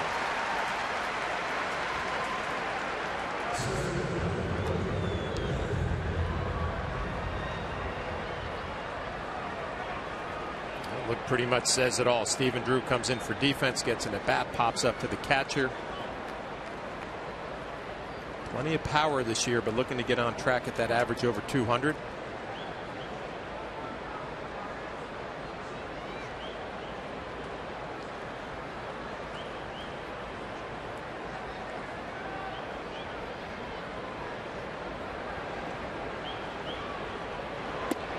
Brett Gardner with another stellar day. 3 hits, 2 doubles, 3 runs scored. He started the Yankees offense in the 8th inning with a walk off Pat Neshek, who does not walk many. Dylan Betances ready to go. It was not that long ago that Brett Gardner was hitting in the 260s. Now the batting average is over 300. 301.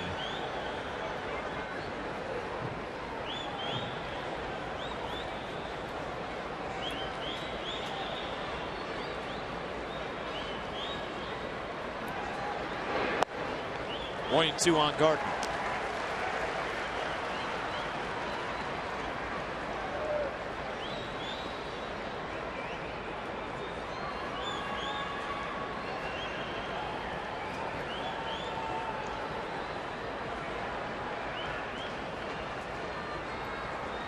The 1-2. Gardner stays alive.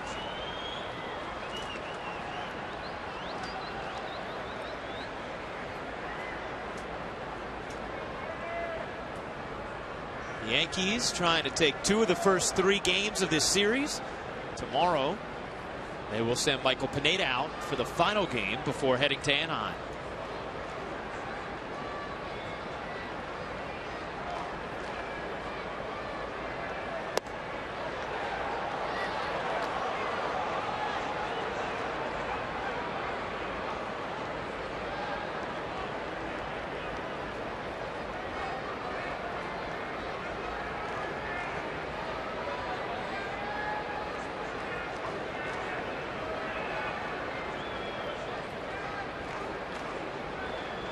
The 2-2 from Sip. Off the outside corner. Good eye from Gardner, and it's full.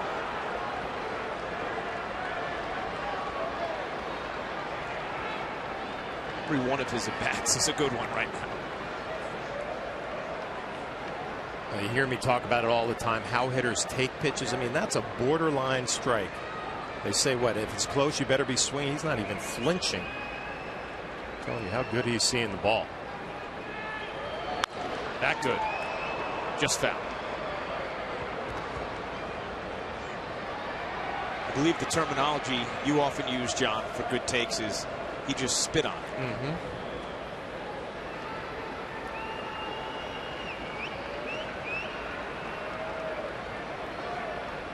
It is fun to think back when you think about that homestand that he had and that one at bat that Paul O'Neill talked about and said, you know what, that could be the one.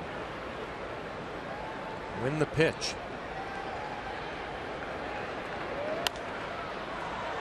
Popped up down the left field line, a long run for Tucker, who makes the catch and ends the inning. But the Yankees tack on another, and that man's going to work with a 3-run cushion.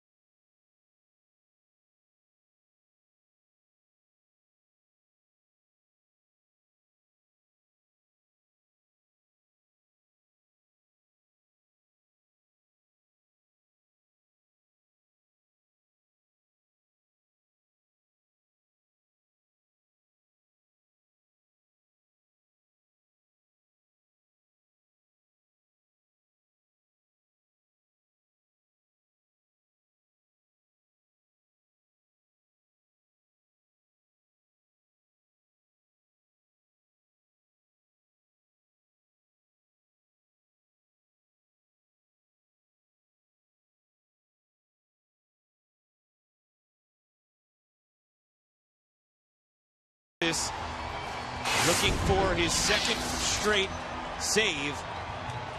Last night, a 4-out save. This one, the Yankees will ask for 3. Well, you already mentioned it, only 20 pitches last night, so he's ready to go this afternoon.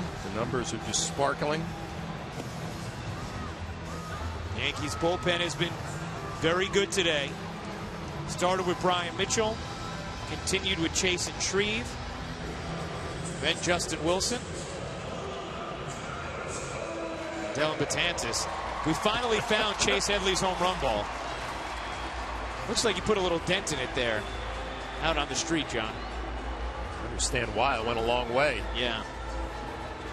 But you bring up a good point about bullpens. We've heard so much about this Houston Astro bullpen, and the Yankees have beat it up a little bit.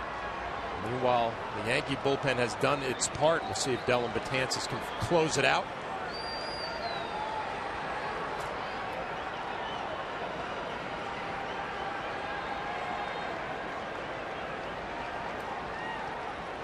Big time matchup right here. Dellin Betances against Carlos Correa, who has been spectacular this afternoon. Yankees held him in check, 1 for 8 through the first 2 games.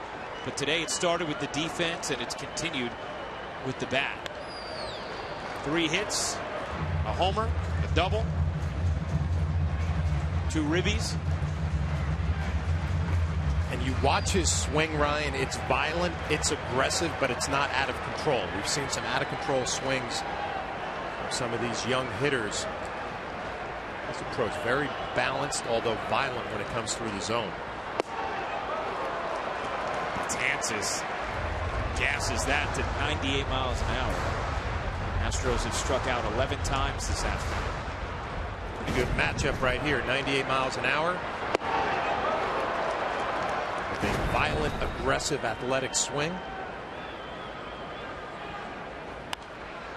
Correa stays alive.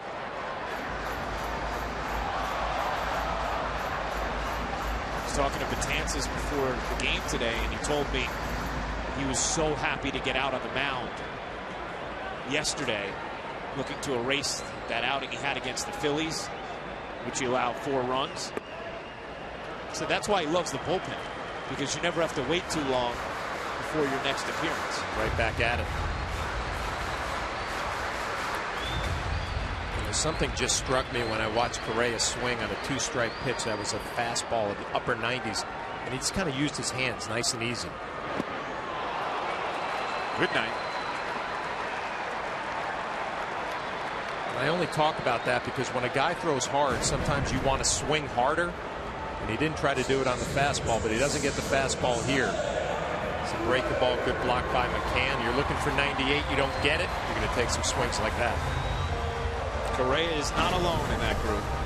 For those who face Dellin Betances. And now he will take on Jose Altuve, who has really been a pain in the neck all series long. But here, one pitch, and he is retired. Boy, you think back on this ball game and what a terrible loss it would have been. Up 6, get the lead all the way back. The bullpen for the Yankees did its job. A couple of big hits, Mark Teixeira, Chase Headley adding on. And it won't go down as a great win because you still have some question marks. Tanaka not 100% great, but you will take it and move on if Dellin Betances can close this thing out.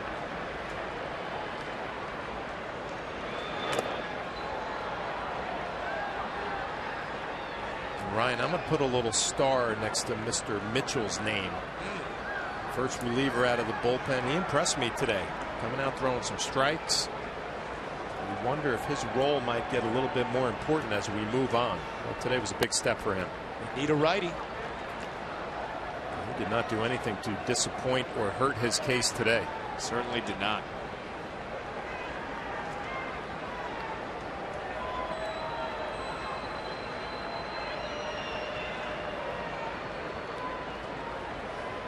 The 2-0. By the way, we got the measurement on Chase Headley's home run. I mean, I know we saw the baseball out there, but 451 feet. That is a bomb. Wait till we get to the exit velocity, John. I thought we were going to get out of a full big league ball game without exit velocity conversation. We have it for you. 110 miles an hour. Much higher than the average batted ball.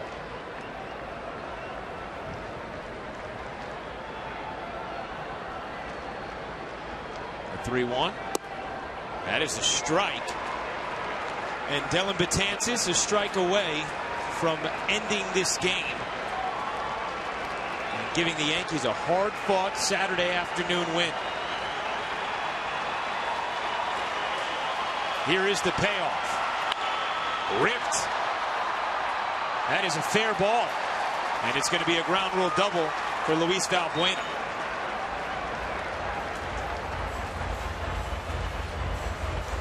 Now the Astros, one base runner away from sending the tying run to the plate.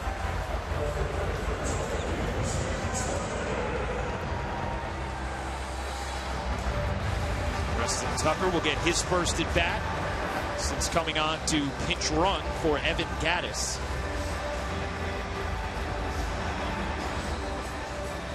The Yankees look like they want to make sure that this was a fair ball. Joe Girardi.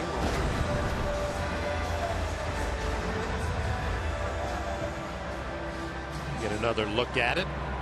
Right on the chalk. Yep. Right call by first base umpire Ben May.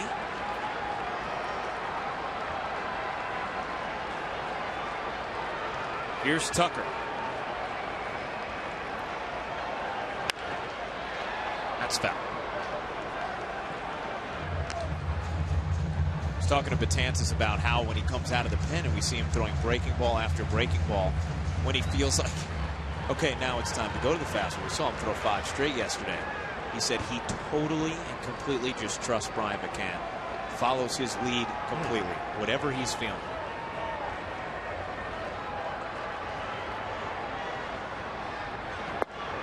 That time he was feeling a breaking ball.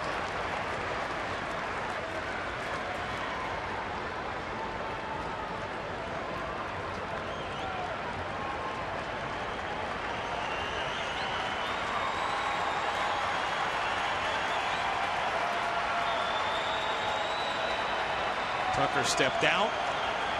Tanza steps back on. This is a signal from McCann. The 0-2 is high with the breaking ball. Sun started to shine a little bit brighter here now. I mean, really beaming through. I wonder if it makes it a little bit tougher for Preston Tucker. Brian McCann, it won't be easy for him, but how about Tucker? I have to face 98 with a big-time hammer, and I have to deal with shadows. To Teixeira. The flip. Ball game. Yankees win 8-9-6. Like I said, a good win for the Yankees. It would have been a